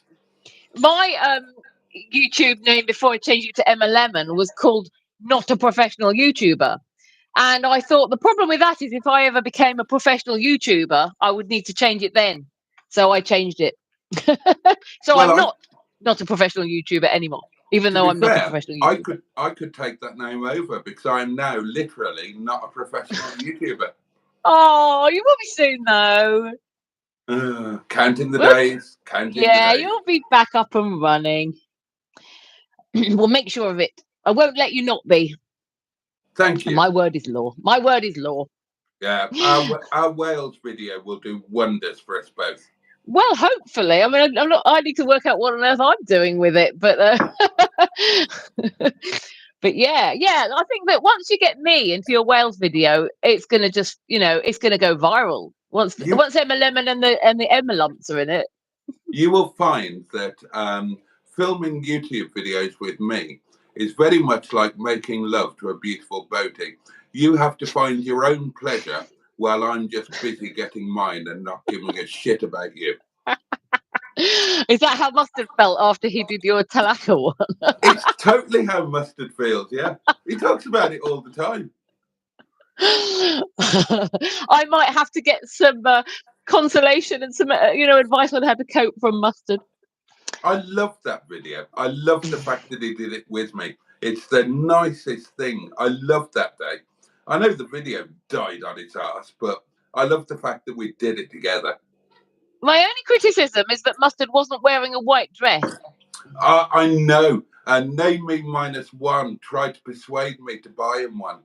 And looking back now, it would have been hilarious. I should have done it. I should have done it. So, John Stoodley says you've got 100 subs, Tracy. They're talking about the subs on Tracy's channel. Tracy says by the point she wrote this anyway, she was at 101. John Stoodley says he's stuck on 74 subs, so everyone go and sub to him as well. And Ross says, I just think Jimmy Cranky lives in the loft. No? You haven't got Jimmy Cranky in your loft? In mine? I don't know. I thought that's what he meant, but maybe he didn't. And Andrew Buttergeek says that's not ghosts, that's just you being super pissed. Ben is asking you a personal question. How much is your rent at Windy Bow Cottage? Sorry to be cheeky. That's not Ben. Sorry, Stephen Parry. Mr. Stephen Parry from Port Sunlight in the Wirral, the Leisure Peninsula. Sorry, my eyesight's going. I'm totally not answering that, but it has gone up recently. Tracy has put a link saying, I believe this is Boaty's murders. Oh, that's to your the murders you were referencing earlier, not people you've murdered personally. That's some of them. Peter P says Brandreth is in the closet behind Boaty. And, I wish he was. I love Giles. I think he's amazing. I did read something recently that people think he's got a screw loose. Yeah, but then again, all the best people have. So you probably would get on with him quite well. Oh yeah. And I'd love to meet him. And Mr. Stephen Parry from Port Sunlight in the Wirral, the Leisure Peninsula, says E11, but I presume he means M11. Do you do your will before you turn up at Jason's house? I might. I'm scared. Barry Squatter says Sorby Bridge is definitely haunted. And Mr. Stephen Parry from Port Sunlight in the Wirral, the Leisure Peninsula, says, Jason, where do you keep your axe? What are you showing us there? That's my Scampy fry packet. I finished them. Oh, okay. I folded it into a really neat triangle. How cool is that? When you were giving one of your stories a minute ago, well, a little while ago, I dropped mine. Have you not finished them? Well, I dropped them on the floor. I'll get them finished. I don't know if anybody noticed. I have put them back in the packet, and I will finish them in a bit. We've got plenty of time yet. Matron says, there will be records for where Boaty's brother is buried. That's how I found our brother. You have to look at public records. I've looked. I've questioned the current vicarage. I've looked at the church records. Nothing. The family hid it from my mother, my father, and me. Barry Squatter is asking a question which I believe you covered recently. Have you got any garden news? As far as I know, He's paid for 3 weeks or 3 months, and they haven't turned up, and the garden is now so overgrown he can't get into it. Is that correct, Boaty? That is correct, yeah. And I got on and I read the riot act, and they assured me that they had lined up a contractor and he would be in contact with me by this morning at the latest to arrange getting in and getting the garden back to where it should be at this point in the shortest possible time. Sorry, I thought I'd take the opportunity to munch on a Scampy fry. Matron says, my parents thought our brother was buried in... And I've heard nothing, by the way. He's not been in touch. So I should be back on the phone tomorrow. Have you cancelled the payments? Well, I can't. Why? Because what happened was, I've got a really good relationship with the landlord. This house was only supposed to be let on a short-term basis. It had been lived in by a guy for pretty much all of his life. And he became very old, as you do if you're fortunate. And he was carted off to a care home when he was in his late 90s. And he said he didn't want the house to be sold, the cottage to be sold while he was still alive. So the sons agreed to this. And so they let it out on a short-term let as long as the father was alive. So when I moved in, I knew it wasn't going to be forever, you know. So, but by the time that the father did sadly pass away, I loved it here so much, and I developed a good relationship with the brother who was organising it all. And I didn't ask. He asked me. He said if I, because he's quite a wealthy chap, and he said if I were to buy everybody else out, would you like to stay there long term? And I said, yeah, absolutely. So we had a kind of gentleman's agreement that, you know, that the situation would go on, and that he respects that this is my home and keeps his nose out, bless him. But I respect that he owns the property, so I keep it in good condition. And this went very nicely. But the gardens were, you know, could do with a bit. I was paying for a gardener, just a basic maintenance gardener, and they kind of needed doing. So the landlord, bless him, once he'd bought the brothers out, then Chris spent £20,000 having the garden and driveway and everything perfectly landscaped. And then we got a contractor in, which was arranged through the letting agency that I'd originally found the place through, and they were tasked with upkeeping it. So every 2 weeks during the season, I had garden contractors come in and spend half the day here to do everything. So it's a really intricate garden. There were trees. There's all sorts of stuff that need doing. And Chris and we pay half each towards that because, you know, it's maintaining his property, and I obviously get the enjoyment from the garden in my home. But then the gardeners, the contractors, they retired at the back end of last year, at the end of last season, and the letting agency haven't replaced them. So Chris and I are paying quite a lot of money on a monthly basis, and it's not being done. But I can't not pay it because it was done through the letting agency. It was rolled into my rent. So if I were not to pay it, then I would not be paying my rent, and in theory, I could be evictuated. So I'm just paying it, and hopefully they'll get their bloody act together. But I mean, it's getting to the stage now where it's, you know, I've not had the use of my garden for 3 months, and there's a pot of money sitting there that we've paid, and they haven't sorted anybody out. So I was a bit shirty when I was on the phone with them last time, and I'm going to be even more shirty when I get on the phone this time. Oh, I don't blame you. Especially if, you know, you're short of money and things at the moment. Yeah. I miss Right. the garden. The garden's beautiful. And it's Yeah, gonna, we can't use it. yeah, but the thing is, it's going to cost a fortune now to get it back to where it should be Yeah. because it's so overgrown. I mean, I don't know, but I would guess that it's going to cost, well, it's probably going to cost 2 or 3 grand, I would have thought. And my concern is that they're going to try and sting poor old Chris for it when it's not his fault. I guess the other problem with having a garden that you can't use is that you can't put everything out to bask. Yeah, that was Chinese, madam. Nothing to do with me. Nothing to do with me. God above. There was some debate over that because some people thought it was absolutely crazy. Other people thought it was perfectly normal, depending on where they lived in the world.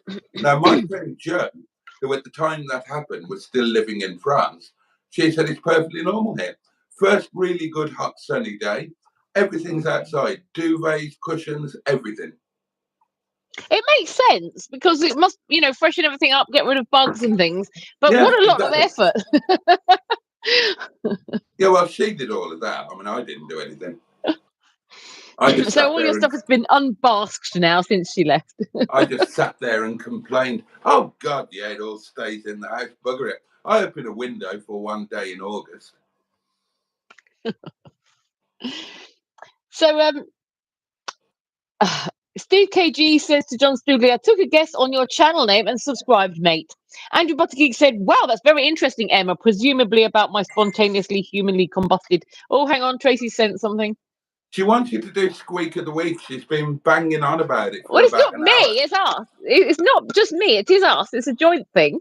Oh, So, is it? okay, Boaty, would you like to line up the jingle, please? Oh, Christ. Yeah, I can do that. We are about to do Squeak of the Week award. Oh, yeah, it's the Squeak of the Week.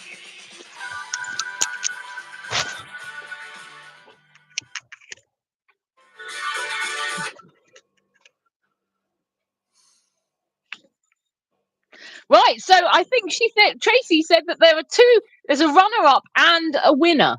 So Tracy, I hope you've made it clear to Boaty which is the, oh right, the runner-up is where? You about to post it now? No, I've got it she's here. Right, okay, this is the runner-up. I don't know, and I thought you, being a northerner, mustard, would know the answer. So, maybe you can find out for next week. If I was going to be a lesbian, I can't think of it. Would you like that again? Yeah, go on then. I don't know, and I thought you, being a northerner, mustard, would know the answer. So, maybe. There you go. Can I just make it clear? It wasn't me that farted. Yes, it was. No, it wasn't, because I've seen the video footage. They haven't. It was you. It was totally you. I pause at just the right time when I say, with you being a northerner, and I pause, and Boaty leans to the side and goes, and then I carry on speaking. There is video evidence which Tracy could post on the Boaty's World Face group if nobody believes us. But the winner of this week's Squeak of the Week is. Here we go. You might actually repel people somewhat unless your hygiene standards are really good. Wow. Oh, gosh. But other than that, I think people would be fascinated by why you are like this. And we just rather. Oh, let's see. Oh, anti-Labcon. You don't know how lucky you are. People want these parts, and you just won one. Well done. Well done for joining the live stream at such a wonderful and critical moment to achieve it. We need to hear that again. We definitely do. We totally need to hear that again. Right, listen carefully, darlings. You might actually repel people somewhat unless your hygiene standards are really good. Wow. Oh, gosh. But other than that, I think people would be fascinated by it. Fascinated by why you are like this. And we just rather. Oh gosh, who wins that one? Let's see. Oh, Auntie Lapcon, you don't know how lucky you are. People want these parts, and you've just won one. Well done for joining the live stream at such a wonderful and critical moment to achieve your own mustard methane nuggets. Well done, Captain Mustard, for winning the Squeak of the Week. Boaty, well done for coming a very close second. Thank you very much. But I will take the silver medal. I was beaten by the better man. I make no bones about it. But well done, Captain Mustard. A brilliant achievement. And actually, I think maybe we could go straight into the Nasal Hair of the Week award, if you don't mind. I don't mind at all. Do I need to do anything? There is a jingle. Of course there's a jingle. Oh, God. Hold on. I'll tell you what the jingle's called if you can't find it. There's so many jingles now. What am I looking for? It's the nose hair thing. Oh, the nasal hair. Oh, I know. Here it's called Northern Silver Celebration. And there's a picture of people with their hands in the air. I've got it. Here we go. It's the Silver Camp Damp Northern Nasal Hair of the Week Award.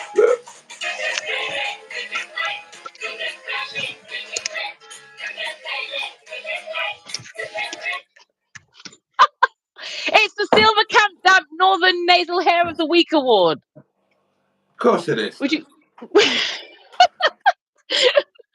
you like to announce who the winner is, please, Boaty? I don't know who the bloody winner is. How do I know? Nobody's told me. Because you were the one who made this feature and you decided who the winner was going to be each week. Oh, yeah, that's right. I remember that. Well, I am happy to announce that the winner of the, what's it called? The Silver Camp Damp Northern Nasal Hair of the Week Award. Right, yeah. So this is an award for the person that we find who has got the greatest proliferation of nasal hair that is presented in a camp and damp way. And I'm delighted and proud to announce that tonight's winner is none other than my very good friend, Captain Mustard. And I believe this is the second or third week in a third week in a row. Congratulations. That is well done, Captain Mustard. I actually was worried for a second there that you were going to announce that I had won it. I don't know why. You're not in Mustard's league when it comes to nasal hair. Oh, that's nice. I'm glad you said that. You all think he's got a moustache. It's not a moustache. He just combs it outwards. He's got a couple of rats stuck up there, hasn't he? Yeah. Right, so going back to the comments, because there's probably loads to get through, I've got a feeling. Sarah Parsons is here and says, hello, everyone. Hello. And then lots of people are saying hello to Sarah. Oh, Ross says, she's lovely. Ross says, wow, Tracy, the end of the Northern Line. And she says, indeed, not quite Hammersmith. And Andrew Buttergeek says, that's well and truly effed up, Boaty, regarding your uncle. Oh, yeah. Yeah, it's not nice. Matron is commenting that we are broken. We fell about laughing about something. I can't remember what it was, but we were broken. We're fixed now, though. It was about choking out the... choking one out for the lady with the jizzy jewellery. I wonder if she would like to come and watch the live stream, because I've just advertised her business on here. Peter P says, Emma. Yeah, I apart from the one about the M11 being cleared of every other story I've put on the Wi-Clack news so far since I've been doing it is a genuine story. They're all true. And it takes me quite a bit of time to trawl the internet to find these stories. So I hope you appreciate it, Boaty, all this hard work I'm doing for you. I most certainly do, and I'm sure that the viewers do as well. I mean, your best work so far in the however many months it is that you've been doing this was coming Not up many. with that one single line that I now can't remember. What was the word? Began with D. I can't remember. What was the line with the jewellery? What, just now? At the Wi-Clack News. Yeah, it was choking out Yeah, but there something. was a Is that the word one? before choking one out. Okay, hang on, I'll bring the news up. Begins with a D. Oh, dutifully. Dutifully, that was it. Dutifully choking one out. Yeah, initially the jewellery maker used only her husband's semen, which he dutifully choked out specially for the business. Genius. Absolute genius. And, and John Stooley says, choke the chicken, Boaty. Yeah, Emma broke herself. Andrew Buttigieg says he can't help himself. And he then says, Boaty, sell your splodge. There you go. You can make some money selling your splodge. I used to make jewellery. So if you want to send it to me, I can actually start up this line of business as well. It could be called, what should we call it? Boaty's. Oh, let's not go there. You can dutifully choke one out for me then. I could just send you my formal wanking sock, I suppose. Andrew Buttigieg says it will make a change from Chinese madam. And then he says, need a new theme tune for Slipping Clatch. And Ross says, my wife has a work husband, but she won't bloody leave me. And Andrew Buttigieg says, don't have either. And Jimmy 500 said, the SOB, Emma? What does that mean? Son of a bitch. Oh, okay. Mr. Lemon. Yeah, he was. I try not to say too many stories on here in case he stumbles across it and hears me saying, saying things about him. Matron says, work husband wife implies even more than intimacy than even work lovers. Well, And does, Andrew Buttigieg says he did the dirty on you, Emma. Yeah. And yet, when we separated, he accused me of having had an affair when I hadn't. But apparently it was true because the court has decided that that was the truth. So, what can you do? Even though I had evidence otherwise. Steve KG, probably about an hour ago now, says, I'm off to bed, people. Night all. And so everyone says good night to him. Oh, Lord Stivopolip is here. He says something, if I find it again, because my chat's gone funny. Oh, here. He says, hi, guys. And Matron says, hi, Lord. Everyone's saying hello to each other. Pingu says, thanks, Emma. I have the Wi-Clack news jingle stuck in my head now. So that was like coming on for an hour ago. Andrew Buttigieg says, Scampy fries sent to Emma. Stat. I don't understand what that means. Andrew Buttigieg says, ram the man. Oh, okay. And then he says, ram the man. That's my head chef who chopped the onions blindfolded. Yeah. And DM says, I never put myself with a knife or mandolin in the restaurant. Years later at home, I did. The blade went through my nail to the bed. Ouch. Oh, sorry. She never cut herself, she meant. Sorry. And people are saying, yikes. Peter P says, the hairy beastie. Matron is laughing at Boaty's crevice and farting live. Ross is saying, is that Allegro Man's brother, Marina Man? And Peter P says, pleasuring man. And Matron says, it's like a ranty Alan Bennett. It was. And she's collected 2 fart clips from this phone call alone. She's laughing at Marston saying, I don't think you're taking this seriously. Blackline says, dear Deirdre is a little less diplomatic these days. And the FSM picture of twat. Andrew Buttigieg says, Boaty is busted. And Matron says, I do intend to change the channel thingy, but haven't thought of anything at all. That meaning the name of her channel. You've had a while to think of it, Tracy. Jimmy Mighty Quinn says, Boaty Joe has just called his car Jason. He must love you. Oh, right, yeah. Yeah, he's not called it Jason because he loves me. That's for sure. And Peter P says, Boaty showing off his fishy triangle. He's showing his fishy starfish later, if you're lucky. Mr. Stephen Parry from Port Sunlight and the Wirral. The Leisure Peninsula. Yeah, that one. M11, Jason's taking you to Wales on your first date. Well, apparently. But I'm not getting the posh duvet set. And then people saying hi to Mustard, who's arrived. He says hello, everyone, which is quite tame for him. And Jimmy F500 says, show us a video of the garden, Boaty, if you can get into it.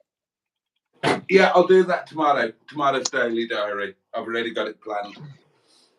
And then Project Nigel says, Tracy, Jimmy, Andrew, Barry, Peter, Dino.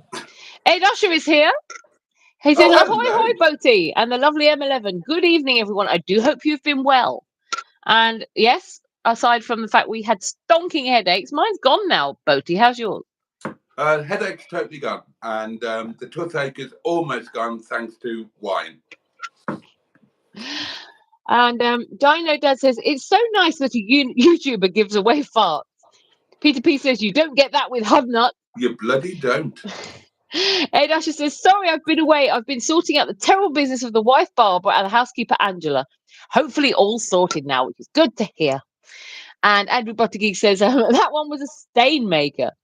Project Nigel says, why do I keep winning these fart competitions? It's not fair. It is. Well, if other people will produce some farts, then maybe you wouldn't win. I think we can answer Mustard by playing him his own fart again. Here it comes. Okay. This is why you won. Actually, repel people somewhat unless your hygiene standards are really good. Wow. Oh, gosh. But other than that, I think people would be fascinated by it. Why do I like this? And we just rather, oh gosh, who wins that one? I can't see. Oh, anti-Malcolm. You don't know how lucky you are. People. Only Mustard could make a feature out of farting on a live stream. I love the fact that he says at the end of it, you don't know how lucky you are. People are queuing up for these. Well done again, Mustard. It was well deserved. So stop complaining about winning. You're doing some real stonkers, you know. So Andrew Butterkey calls him the Master Blaster. Well, Matron says Boaty was a close second, but there were so many great ones of yours, and that double whammy was too good not to win. That was beautiful. That was lovely. Ed Usher would like to suggest a new feature. Could I recommend an award for the best Norks on YouTube? Who would you like to nominate, Ed Usher, for that? Although, if you watched my live stream the other night, I think Tracy was definitely in the running for that. Especially when Boaty arrived, she blooming shoved them straight into the camera. Must have blinded him. So that's a reason to go and watch that live stream alone.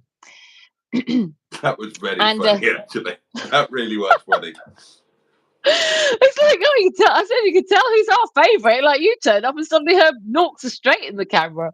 Nobody else got that treatment. You're absolutely honoured, Boaty. You should be really grateful. And Ed Usher says, good evening to Matron. Andrew Buttergeek says, congratulations to Mustard. Dino Dad says, is there a Wi-Clack weather as well? No, there isn't at the moment. I have to think about it.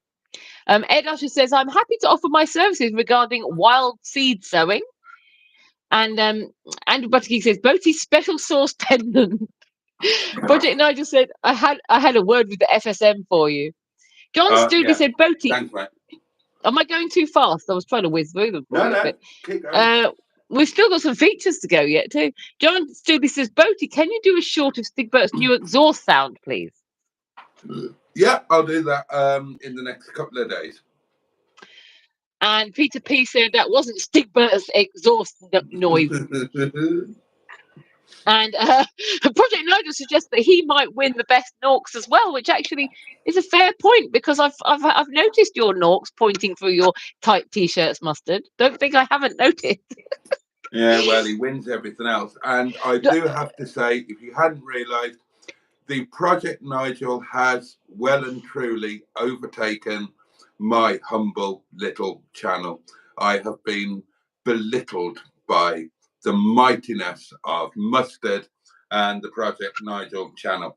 And given what's gone on this week, I expect it's not going to change anytime soon. Well, I was going to make a comment and I've forgotten what it was now. Oh yeah, I was just going to say that yeah, his t-shirts are shrinking. I think last night he had very tight one on his live stream. Yeah, but he needs to get some bigger ones because his belly keeps poking out of them now. He can't keep his belly inside his shirt.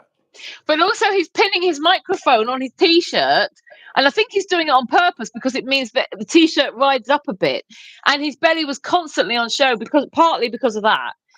Throughout the whole of the live stream last night, it was like people were making comment about the fact that his navel hair was going to be singed with the cooking because of the fact it was like so close to the cooker. Oh, that is a danger. That is a danger. And I need to be aware of that because everybody's suggesting that we need to do some cook-offs in the caravan. And I don't want to be in that caravan if he's going to be over that stove with his pendulous gut dangling on the nearest hobs. And all the hairs dropping into the food. He'll have to get a special hairnet for it. I'm not worried about the hairs. I'm worried about the amount of explosive gases he's got within him. I mean, if he caught fire, he'd go off like a Chinese firecracker. Well, that's maybe why he's got a bit of a tummy on him. It might be because he's so full of gas. If you let him let all the gas out, he'll be nice and slim again. Shall I try burping him next Monday? Yeah. Okay. Or just lay him on the floor and bounce on him and it'll come shooting out. Yeah. Oh, really? Really? If you won't, I will when I'm at the caravan. You carry on. I don't want him all shooting out or anywhere near me. Thank you very much. No, neither do I. I'll pass on that. We've got artificial turf in that caravan. It would do it no good at all. I'm very happy with this, though. It is nice, isn't it? It is. I like it. Yeah. Yeah, it's nice for free, especially if it's good quality. Is it 100% cotton? I love 100% cotton bedding. It is 100% cotton. It said that on the packaging. Yeah, that's why it feels so good as well. Nice, good freebie. John Stooby suggests that Boaty is still blind from having Tracy's Norks shoved in his face on a live stream. Yeah, well, you would be. Ed Usher says, brilliant. I would have to put forward your good self M11 and the Greenwood. So it's a knock-off between me and Matron. If any other ladies or gents would like to enter the Nork Award, Nork of the Week Award. At this point that Boaty realised he was having an anxiety dream and put a pillowcase over his head.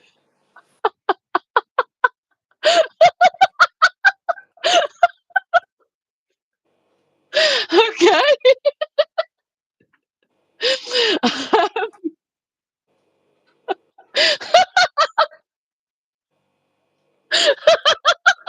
Stop.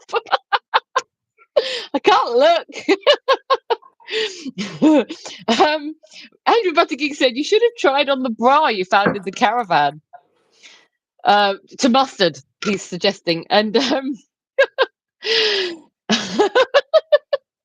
Project Nigel says, I'm not afraid of being a fat bastard. I'm not afraid of being a fat bastard. Hang on. I've got to do the proper Mustard impression, haven't I? Oh, yeah, he hasn't seen it. Hasn't he? Oh, right. All right, here's my Mustard impression. I'm not afraid of being a fat bastard. Right, okay, right. So let's have a look what we got in here right tonight. Right, so Puddy Cat says, how's your sausage, Mustard? And the Greenwood says, oh no, we're not talking about this pendulous widge again tonight, are we? Anyway, there we go. Tracy really likes that impression. So it's like he was in the room. So yeah, he says, I'm not afraid of being a fat bastard. That's what he says. Ed Usher says, I must also suggest an award for the best moves on YouTube just for Mustard to win. Boaty, what do you reckon? Do we want Norks and Move awards, or is that, a stretch too far for you? No, I'm in for the moves. I'm in with a shout. Right, well, I'll make a note of that one. We've got quite a few features to go yet, by the way. Oh, that's nice. What is? Oh, God! If I started doing that, you definitely wouldn't get monetized again. No, that's genuinely nice. I know it is. That's why ladies like it. Oh, they're coming out beautifully. If I did that, I'd be knocking things off my desk. Oh, they're like chapel at pegs. That's Coat genuinely, that's really nice. Could you hang your coat on them now? Oh, easily. Can you stop pleasuring yourself live on air? Oh, God, that's. Oh, now then. Oh.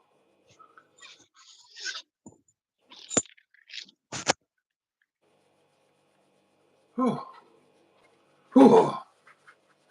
Tracy, could you clip that for me? I might need it later. I tell you what. Oh, God, they're right. Whoa. Have you never done that before? No, Why not? it would never occur to me.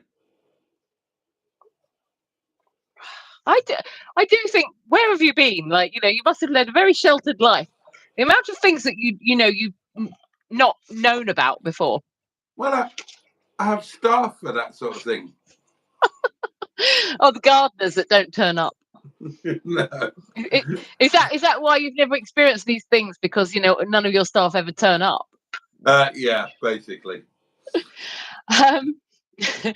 And then Peter P says, barely button teaser old mustard. Could I just point out that when I was actually managing a massage parlour, my staff did turn up and I never had to replace them. Just for the record. Right. Thank you for that. Not at all.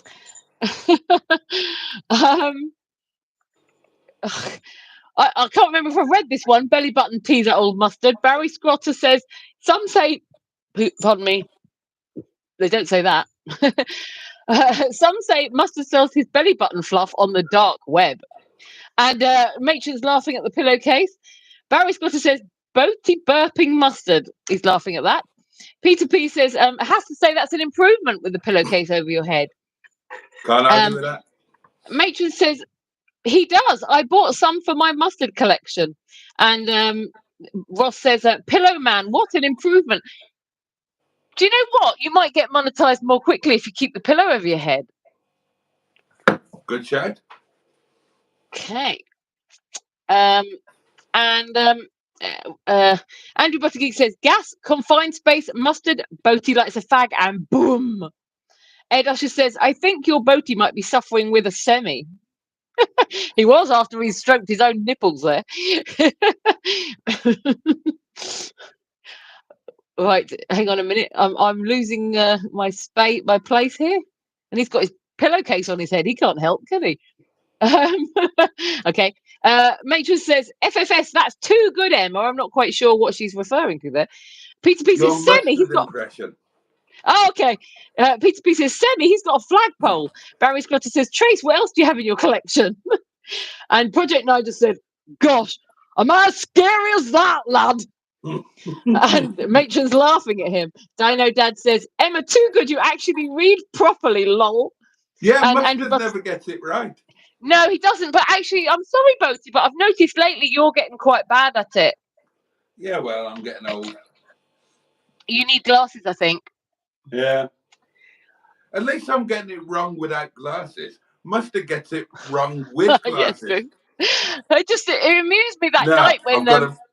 I've got a message here from Windy in Rodditch in Worcestershire. And she says, Dear Mustard. Yeah. It did amuse me that night, though, when Andrew Buttergeek asked you if you had a food fetish and you read it as a foot fetish. Yeah, well, given what's his name, who they'll all remember his name, I can't remember his name. I'm going to think that, aren't I? What was his name? The pervert who made me do things for him. I wasn't around then. Oh, But he was did you oblige? yeah, he made me get naked on the table for him. Oh God, I missed all of this. Tracy, can you pull out those live streams for me so I can watch them? Tracy will remember it. She will point me in the right direction. Right, so ping, is that something worth knowing about? Oh, it's Mistress Mary Huff. Oh yeah, she's putting the name there for you. Don't read that out. Do not I'm not going read to. that out. No, I'm not going to. And Andrew Buttigieg suggests Sister Mary Boaty. Well, if we think it, we should maybe do the confessions in a minute if we're going into that territory. Matron said, Boaty nipple play is making my breasts want to retract into my body. It wasn't me. I was enjoying it. Can you clip that for me from my wonk bank, please, Tracy? Matron says, have you arrived yet, Boaty? And Andrew Buttigieg is laughing. Oh, she's already clipping it. Clippage coming up. Thanks, Trey. Andrew Buttigieg says, try some ice cubes, Boaty. Oh, good shout. Good idea. I tell you what is quite nice. If you have clothes pegs and attach them to them, that's quite nice. Oh, that's painful. No, only ones that only have a gentle grip. Don't get any like super springy vice-like grip ones. Okay. Oh yeah. If Andrew Buttigieg says so I've read a few comments down, I'll go back up a second, but Andrew Buttigieg is actually saying, is Boaty really that naive? Yeah, that's what I want to know. John Stubby says, I bet you have lots of clips of me at the yard, Tracy, on both visits. Well, wonder if Tracy's got them stored in her wonk bank. And Barry Squatter says, someone throw a bucket of water over him. And Tracy laughed at that and said that she's got a few clips of John. Oh, right. Matron says, it's like the elephant man. Burrows, that was it. Michael Burrows. He was a pervert. I remember now. And Matron says, it's like the elephant man is in the room. Andrew Buttigieg says, with or without rubber tips, Barry. And yeah, Michael Burrows, they're saying. So Burrows. So right, we've reached the end of the comments for now. We have a billion features we haven't done yet. So let's see. Let me run through the list. We'll see what we haven't done yet. Where's the list gone? Oh, it's not on that thread, is it? It's on the other one. Right, so what have we done? Birthdays we did. Scampy fries we did. Mustard Beast Boaty we did. Now, Neil the Gibbon Hater's number of the week, followed by Jimmy Quinn's psychic moment. Obviously, Neil isn't here. Is there anybody who would like to provide a number of the week instead? Nobody's phoned in really tonight. 07391175856. It would be lovely. Don't tell him that now. I'm too drunk to cope with a phone call. At this point of the night, all I'm about now is like curry and sleep, and the rest of the wine. Would you like to miss out on that? We'll miss out on that feature for tonight. We haven't done confessions. We haven't done poddering tip of the week. No, hang on. We've got to do the number of the week. That's got to be done. Well, you just said don't. Oh, you just didn't want the phone calls. I see. Right. Yeah. Somebody phone him. No, leave me alone. The phone is off after midnight. I can't cope. Mustard will call in and he'll kill me again. I can't deal with him tonight. I was up at 8 o'clock this morning. 8 o'clock. Yeah. Somebody come up with a number of the week. Yeah, who wants to provide number of the week? Type it in the box. Oh, John Stoodley has done it. Oh, thanks, John. So shall I do it for? Well, I'll try and do it. I can't do Neil's voice. So John Stoodley says the number of the week is 44. Good number, Lewis Hamilton. So I should have announced it a bit better than that, shouldn't I? 44. So, well, you didn't run the jingle for it either. You're failing. Oh, it's that time of night. I'm trying to get a packet of fags open. Oh, for God. Who did that? And so we need to be followed by Jimmy Quinn's psychic moment. But you're not here, are you, for it? Not a problem. It's the feature is still the Jimmy Quinn psychic moment. Well, so hold on. So what happens now is we've been given our number of the week. Thank you, John. And we now have Jimmy Quinn's psychic moment. So I have my official Emma and Boaty's Monday Night Live Chinese takeaway menu. And what you all have to do to win the Jimmy Quinn psychic moment of the week thing is tell me which dish is at number 44 on my Chinese menu. And I have established it. And right, and what I will do, I will give you the dish before it, number 43, and I will give you the dish after it, number 45. But before I do that, I'm going to give you 60 or 90 seconds if anybody wants to have a guess. okay. Emmels, would you care to have a go? Or would the Emma lumps care to have a guess? 44. Sweet and sour chicken. Nah, not even close. Oh no, chicken was in the 60s last week, wasn't it? No, that's not a good guess. Oh well, I've missed my guess. And anybody else? Peter P said something with chips, and I can confirm that that is incorrect. Anybody else? Right, I'll tell you what, while we're waiting for them to guess, and then I'll give them a clue, we will play the jingle for the... Oh, good. Whatever the hell we're doing now. I thought you'd given up on my jingles. It's Jimmy Quinn's psychic moment.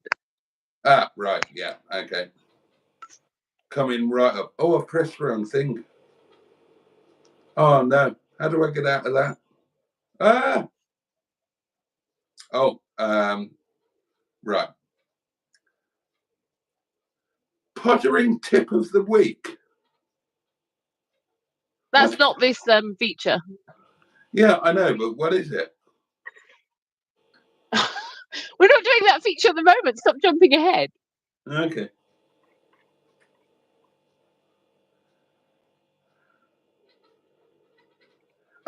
Gypsy Quinn's psychic moment. That's the one. We'll get there in a minute, guys. That's the one. Here we go. Gypsy Quinn, psychic moment. The power of the mighty Quinn. God, that's even worse than the other one. That's the worst that sounds one awful yet. through my earpiece. Fucking hell, that was terrible. So, John Stoodley is guessing pork balls. Same to you, mate. Ross is suggesting pork and veg. Ross is also suggesting honey squirrel. Right, okay. So at this point, because I really do want to go to bed at some point tonight, I'm going to give you the dish before, the subsequent dish, and the... What's the opposite of subsequent? Or is subsequent after? The previous and then subsequent, yeah? Yeah, that's right. I'm going to give you them. Okay. Right, so we need dish number 44. Dish number 43 is... Are you ready for this? King prawn chow mein. 3 options, except there are only 2. Dry or in sauce. Dry is £6. In sauce is £6.50. And then dish number 45 is shrimp chow mein. And that is dry and comes in at £6 and... Oh, it's too dark. Hold on. I told you need glasses. No, I need light. Right, £5.20. So it's the one we need is in between those two. I can't think what would come between king prawn and shrimp. Well, there Octopus? You are. No, it's not honey squirrel. It's not octopus. It's not pork ring piece. It's not garlic prawns. It's not that. It's not beef chow mein, and it's not combination chow mein. Now, there are two options for it. It could be dry, or it could be in sauce, and the prices are £6 dry, £6.50 in sauce. That's a big clue, is that? It's an expensive chow mein dish. Is it special, like a special house special one or something? Nope. I mean, this is riveting content for this time of night, I have to say. Well, crack on with it. I don't know the answer. Well, what's the most expensive ingredient on a Chinese menu? No, it's not lobster chow mein, Russ.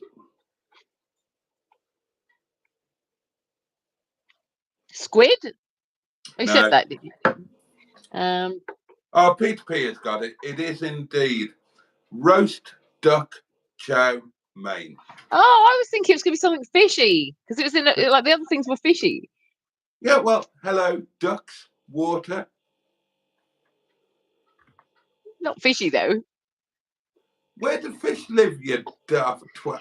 Yeah, but they're not fish. Ducks aren't fish, are they? We had like prawns and then shrimp. I was thinking of that kind of thing. Ducks aren't fishy. They all live in water. Yeah, they live in water, but they're not fish. It sounded like it was a fishy section. Duck is often put in like near the chicken stuff, isn't it? It's not normally amongst the fish. Oh, I don't know. Take it up with these people. I will. Give me their phone number. I'll ring them up and have a go at them. Oh, no, don't. They're friends of mine. They're lovely. I'm only joking. I wouldn't do that. I'm nice, really, despite what I put across on the internet. Morgan Morecambe is here. Do you know Morgan Morecambe? It's not weird. They're saying this menu is weird, and it's not. Morgan Morecambe suggests you borrow screws from your aunt like Little John does in The Way Forward. Oh, right. Okay. Thank you for that. And then says eco-friendly wood veneer. Excellent. Quality comments this time, night. And Matron says, "Are you stuck in a spy movie, Morgan Morecambe? I have no idea what you were talking about." And something else is happening in a minute when I work out where we are. I've got Chinese suggestions all around. Right.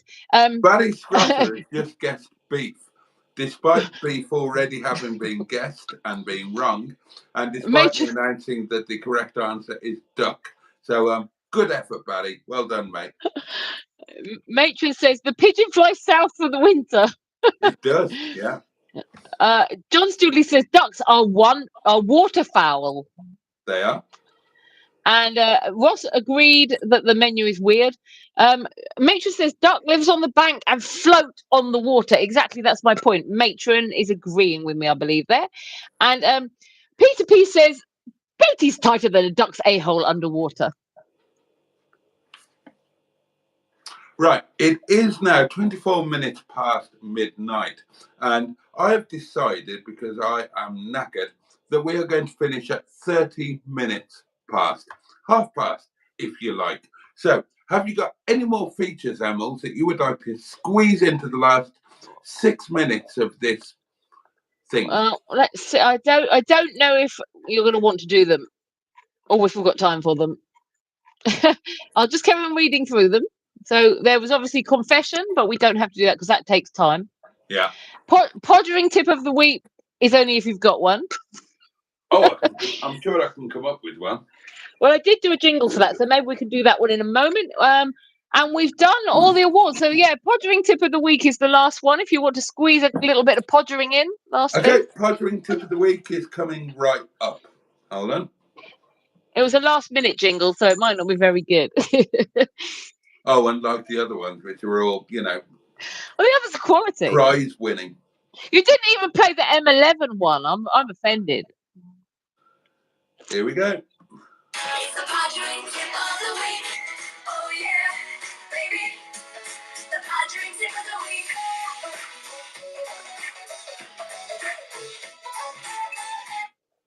Take it away, Boaty. Excellent. Right. Well, hang on. Do you want the podgering tip aimed at men or aimed at lady men?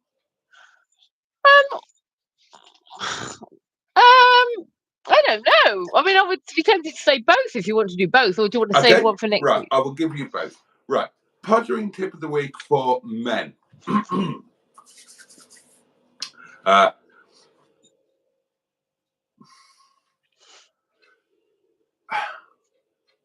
Order is important. So always remember, boobs first. That is the rule. A gentleman always goes boobs first. And podgering tip subsection B, always spend a little time yodeling in the canyon before you start doing anything of a more insertional nature. And my tip for ladies would be try and make your man feel manly. And words can sometimes be more effective than actions. So, for example, when your man disrobes himself, thus, or if you are under the covers and you have a little fertile and take your first hold of your gentleman's little chap, then say something like, "Oh my God, I doubt that my slight frame will be able to withstand the onslaught of such a monstrous thing." Or, like, if it's a more visual one like this, then say something like, "Oh, what a lovely spot to have a penis." And avoid phrases like, "Okay, it'll still work." Yeah. There you are. Boaty's podgering tips of the week. Do you not think that by giving away these podgering tips, it shows maybe some of the experiences you've had and learnt from?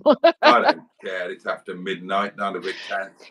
Well, I would say, regarding the first ones you were saying, like you said, always start with the boobs, and the Boobs second point is first, yodel in the canyon. yeah, but I would say something has to come between those two, though. Really? Yeah. Oh, like a snack. No. A cigarette. No. Before you get to yodeling of the cannon or the canyon, whichever one you said, I think something has to happen before that. Between the boobs and the canyon, there's something else that has to happen. God. Personally, from my opinion. Okay, well, do you want me to guess? Because the way that you're describing it there, it sounds basically like grabbing a boob and then going straight down there and having a shouting session, in the Blackwall Tunnel. Other things have to come between the two. Well, yeah, obviously. I'm I'll talking. just check. Yeah, I mean, you've got your highlight acts and you've got the background music. Obviously, you've got to keep the background music going throughout. Yeah, but I think that personally for me, there's something that comes between those two, which is major. And it's like, if somebody were to do the boobs and then the canyon and miss that out, I would be a bit like, oh, that didn't happen. Oh, go on then. I'm not going to tell you live on air.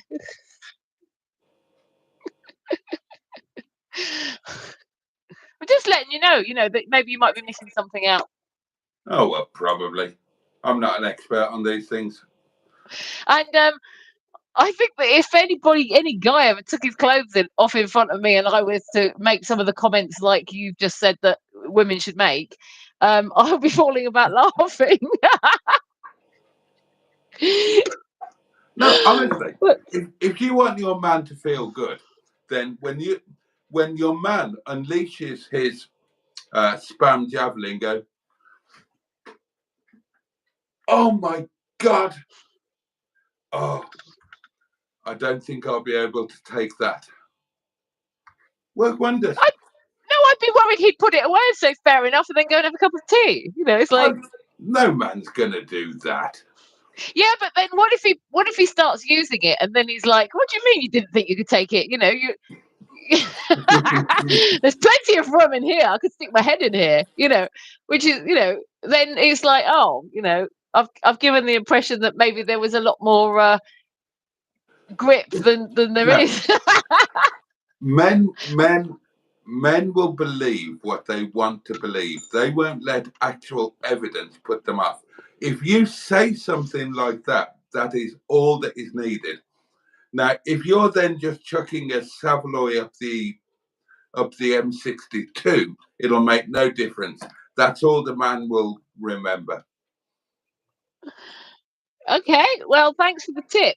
Men are simple creatures. They're only made up of testicles and an ego. There's nothing else to them. They haven't got brains. Well, I'm noting the tip and and the rest of it. Thank you very much. Hope everyone's enjoyed the tips. Right, let's have a look at the comments. There must be some good comments coming from Podgering Tip of the Week. They're all wondering what I missed out. Well, has nobody worked it out? Apparently Let's not. see. Right, let's see. Matron says, make your man feel manly. Some men get off feeling like a tight. Yeah, they do actually. Some men do get off. Matron would know. They like to be humiliated about it being small. And it'll still work. Lol, I've used this phrase, phrase, where is it before, she says. Tracy. Peter P says, belly button. Matron says, and the classic is it in? Ross says, do you have to press the like button? Project Nigel suggests, saying hello. Ed Usher says, come, young man, let's see your podgering wand. Oh, Matron, says Andrew Buttigieg. Peter P says, sign a contract. Ed Usher says, the throat bit needs a good going over too, don't forget. Project Nigel says, bottom. Matron says, what's missed out? Message me, Emma. All right, yeah, I'll send you it, Tracy. I'll tell you what's missed out.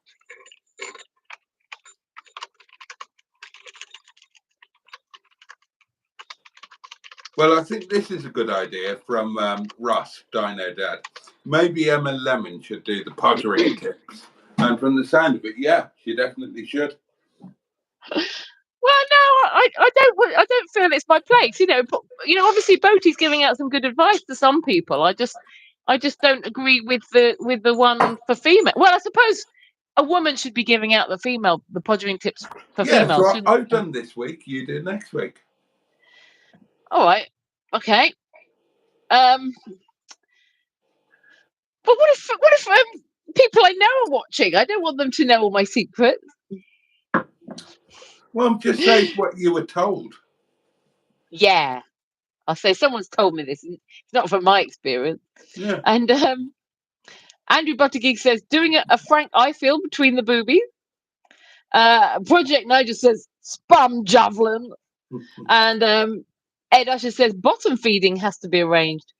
Yeah, bottom feeding wouldn't come before shouting into the canyon. Definitely it wouldn't. Not. Definitely not. And actually, you'd probably have to shout into the chocolate starfish a bit first before you did the bottom feeding. No. Suit yourself. And Matron says, ooh, Peter. And Andrew Buttigieg says, this has turned into a Tracy's Twitch. Matron says, hasn't it, Andrew? Ross says, maybe Emma Lemon should do the podgering tips. Yeah, that's what you just said. Yes, Emma, agreed, but no insertion at that stage. Oh, yeah, she's agreeing to my the thing I sent her. Yeah, she's agreeing with me, see? Yeah. See, Tracy? I agree with you, Trace. You got it right. Me and Tracy are on the same page. We're sisters. We know these things. Peter P says, new channel, M&M.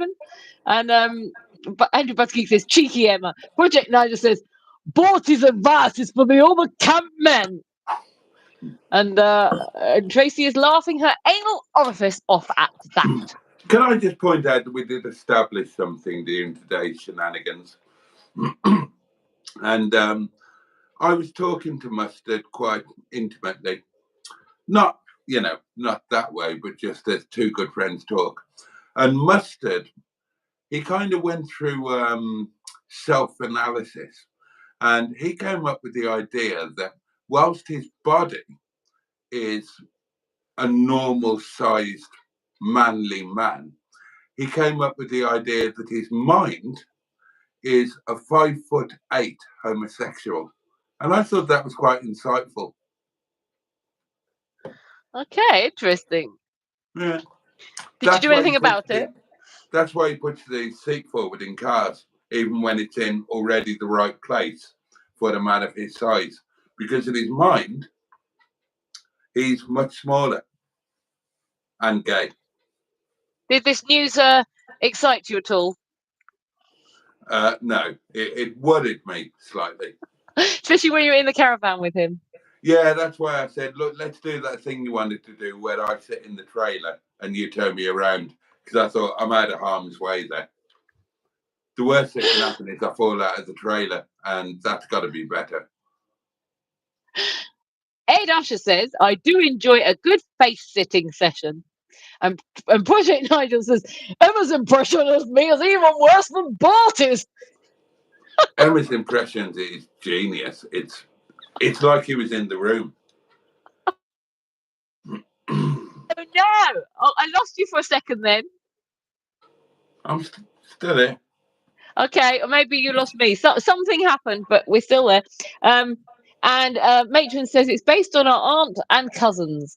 And John Stoobley says, my guess, Emma is having a good play with the love tunnel second. Ah, John Stoobley.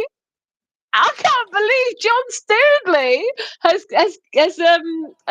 has kind of got closer than anybody. Yeah, okay. After the boobs, but before shouting of the tunnel, is nothing nicer than a hand just slowly going down to that area and kind of teasing you, making you think like, are they going to touch it? Are they going to touch it? And then they get there and it's like, oh.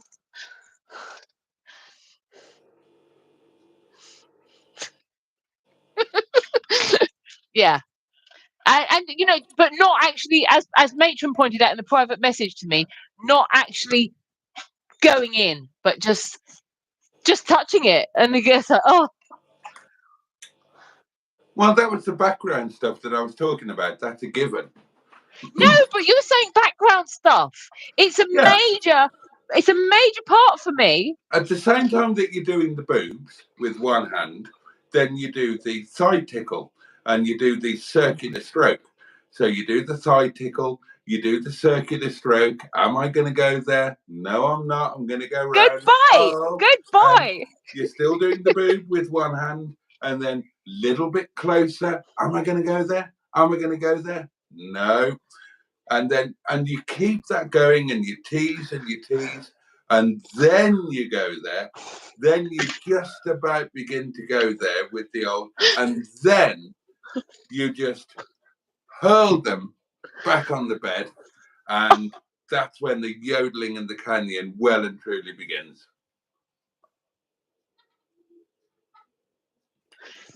Are you sure you want me to visit you?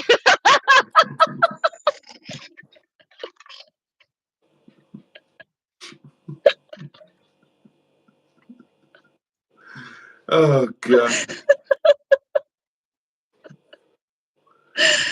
Tracy, can you clip that for me, please?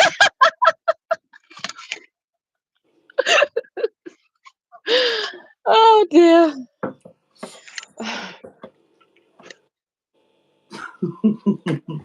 Right, wrap it up. I need to eat and go to bed. I'm absolutely sorry, darlings, but I am so tired. It's been a long day, and I've done physical activity. Oh, well done. Thank you so much. First time. Shall we read out the last comments before we bugger off? Yeah, go for it. Let me see. I loved it. Right. I even like the pattern now I look at it. I didn't like it in the Caravan, but now I look at it. That's It quite is nice. It's vibrant and lovely. And it actually looks like my garden. So Well, that's when it's been sorted.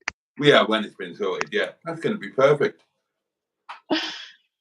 So, oh. Sorry, I'm still recovering.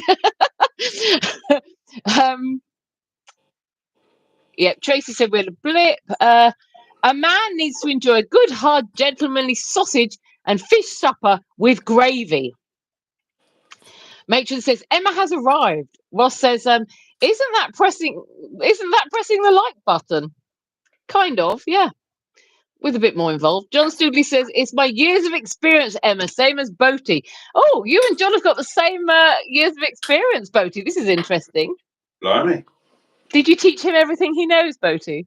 Probably vice versa. And Jimmy Mighty Quinn says, fucking hell. And Project Nigel says, Dino, and is laughing his head off. Matron says, did you arrive, Jimmy? And Usher says, yes, M11 and Filthy speak. Oh, God. Peter P says, remember the side tickle before the side shuffle. Matron says, Jesus Christ, I'm going to need to find my little trusty vibe after this. She says, if I dream about Boaty tonight, I'm blaming all of you. And Matron says, Emma has come and gone. Jimmy Mighty Quinn says, I find it a bit boring, Tracy. Ed Usher says, look, someone is frothing. And Andrew Buttergeek says, backdoor stuff. Ed Usher says, at that bit. And Matron says, it's a bit hot in here. What? Tell me about it, Trace. Andrew Buttergeek says, this is what a Boaty bedtime story is like, Emma. John Studley says, I have a past, as Boaty knows, Emma. And Andrew Buttergeek says, Boaty doesn't want to go. I think he does. He's hungry. I'm knackered. And I know I need to eat before I sleep. I need to do something else before I sleep tonight, and it's not eating. Oh, God. I'm glad you've got the energy. I bloody haven't.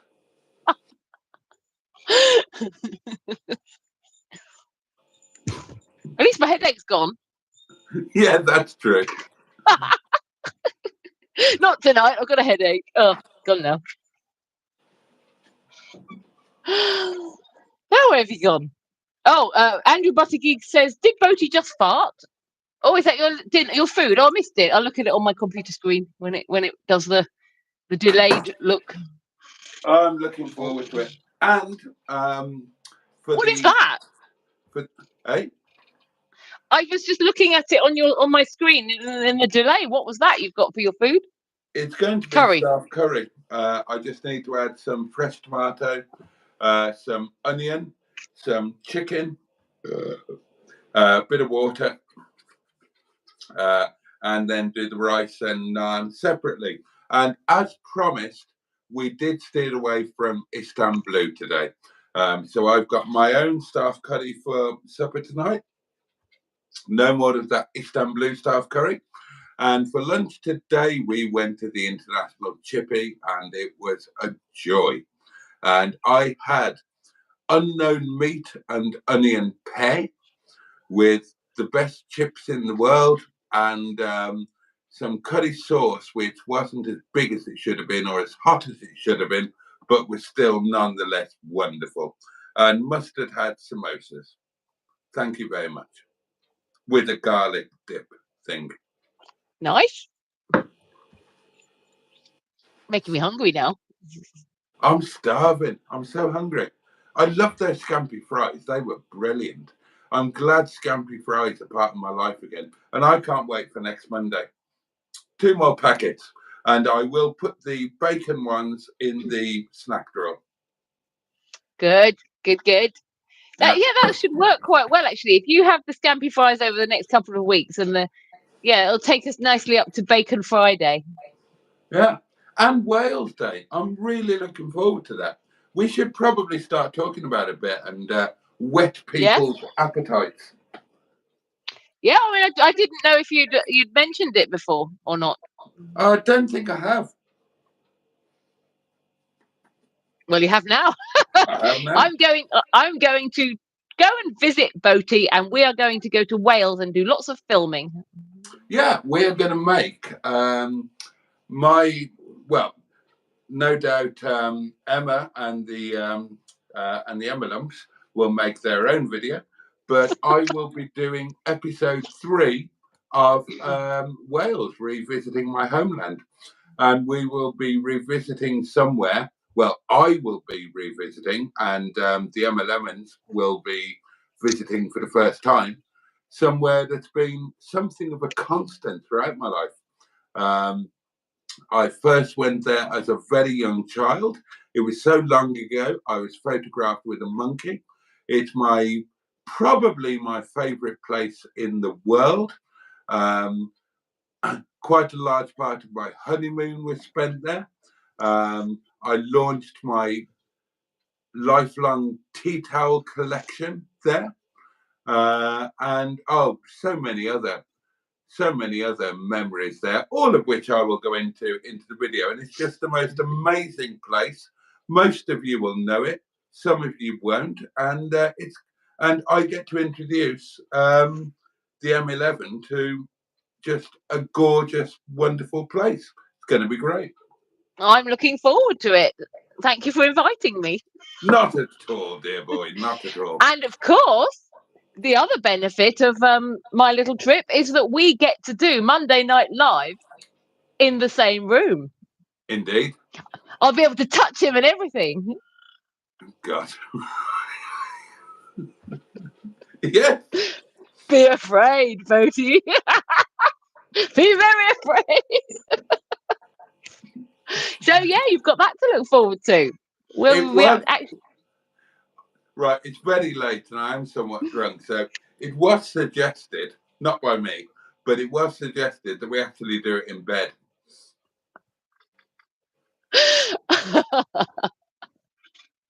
Yeah, you spoiled the surprise.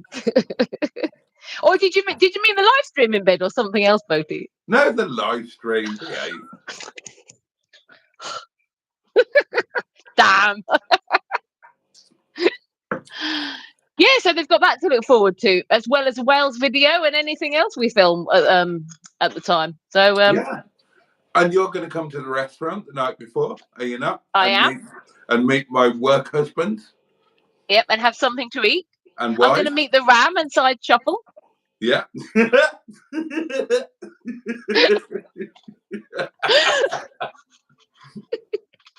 They won't understand that, but that's really funny.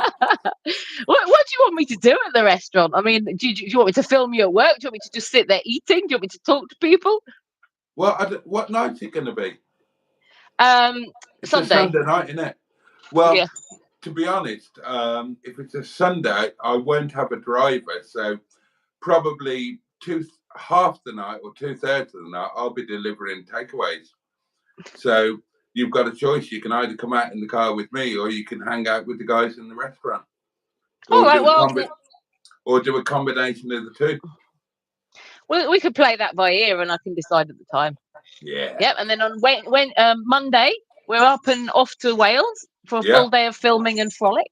Totally. And then Monday Night Live. And then on Tuesday, I don't know, maybe we'll find something else to film. I'm sure we will. And on that note, it is indeed time to say goodbye. Well, good night, not goodbye. Good night. Yeah, quite right. Would you like to do your outros? Well, yes. Thank you very much for watching for the last 2 hours and 50 minutes. And I hope you enjoyed it as usual. It's been a little bit calmer this week, I think, Boaty, than previous week. Calmer, hasn't it? Yeah. But a lot of discussion, which is quite nice. And sometimes it's a mad one, and sometimes a bit calmer. We missed out a couple of features, but it doesn't matter. Yeah, thanks for watching. I hope you enjoyed it as much as you usually do. Keep an eye on Boaty's World Facebook groups, because throughout the week I will be posting nonsense there for you to respond to, and you can enter into next week's awards. And yeah, I think that's all I've got to say. So I will see you back here, if Boaty still wants me, next Monday at 10 o'clock with him, and tomorrow night at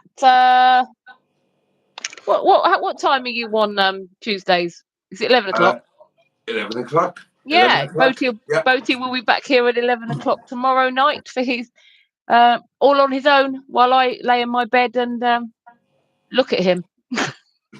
God. So that's thanks for watching, and good night from me. Huge thanks to the M11, of course, for for virtually running this thing while I'm so tired.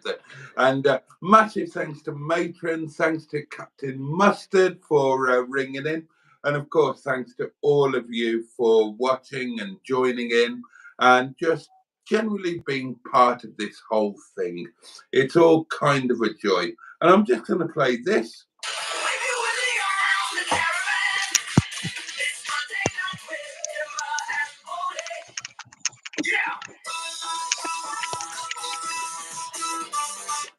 And on that somewhat abrupt note, thank you again so much. I wish you all a very safe and peaceful night, and have the best day that you possibly can tomorrow. Take a little bit of joy wherever and whenever you can. If you would like to join me tomorrow night, 11 o'clock, Tuesday Night Live, I would be so grateful. As Emma said, check out the Facebook group. Check out the various community channels. Matrons on 100 subs, 101, I think it was. Check out Emma Lemon X. Check out Disinterested Car Girl. You might want to have a look at Project Nigel, but you probably won't enjoy it much, to be honest. And he's already got far too many subscribers. So, much love from me, and much love from me. Are we going to also have Bruce, or are we too tired for him? Oh, yeah, I'm not doing Bruce.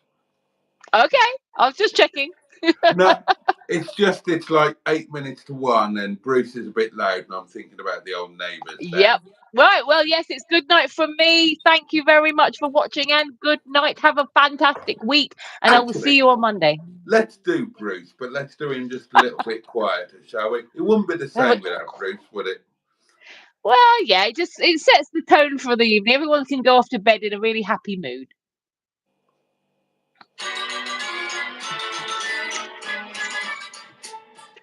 Cheer up, everybody loves a happy face. Wear it, share it, it'll brighten up the darkest place. Twinkle, sparkle, let a little sunshine in. You'll be on the right side, looking at the bright side up with your chinny chin chin. Cheer up, put a little laughter in your eyes. Brave it, save it, even though you're feeling otherwise. Rise up, wise up, let a little smile begin. You'll be happy-hearted once you get it started. Up with your chinny chin chin. Now come on everybody, chins up. I love this. Yes. Good old Bruce. I know, love, yeah. This is when entertainment was entertainment. Look at it, 2.5 hours wait to skin a boat. I'm not the president of the Pelican Club for nothing, you know. So look, if I can lift this, you can lift yours too. All right then? Stick it in the air and wave it about. Everybody loves a happy face. Wear it, share it. It'll brighten up the darkest place. Twinkle, sparkle, let a little sunshine in. You'll be on the right side, looking at the bright side up with a chinny chin chin. Chin down, let you down and turn round, starting clown and think. Sad your trouble, double stick. Glad they burst like bubbles. Chin up, chin up. Every little time your spirits will cheer up, cheer up. Give your attitude an upward tilt. Twinkle, sparkle, let a little fun begin. You'll be on the right side, looking at the bright side. Up to the chinny chin chin. You'll be on the right side, looking at the bright side. Up, keep your chinny chin up. I've had so much fun. Thank you, my lovely, and thank you all. And we will see you next Monday. I will be back tomorrow night, 11 o'clock. God knows when the M11 will be back. Are you going to do Don't a worry though, lunchtime? I'll be back. Are you going to do a lunchtime live or something during the week? Well, I was going to do one today, to be honest, but I woke up feeling really shite this morning, and I just couldn't. But I do plan to do a sort of a bit more of a structured live at lunchtime one day. It'll be either a Monday or a Friday because they're the days it's possible for me to do it. So if you subscribe to Emma Lemon X, just keep an eye out, and it'll pop up. It'll pop up for you at some point. Don't worry. Excellent. So go and do that, and now go off and be about your lawful business. And Yep, thank you so you do much that. for watching. Much love to you all, and see you next time. Pachoo and indeed. Bye. Oh yeah. Bye.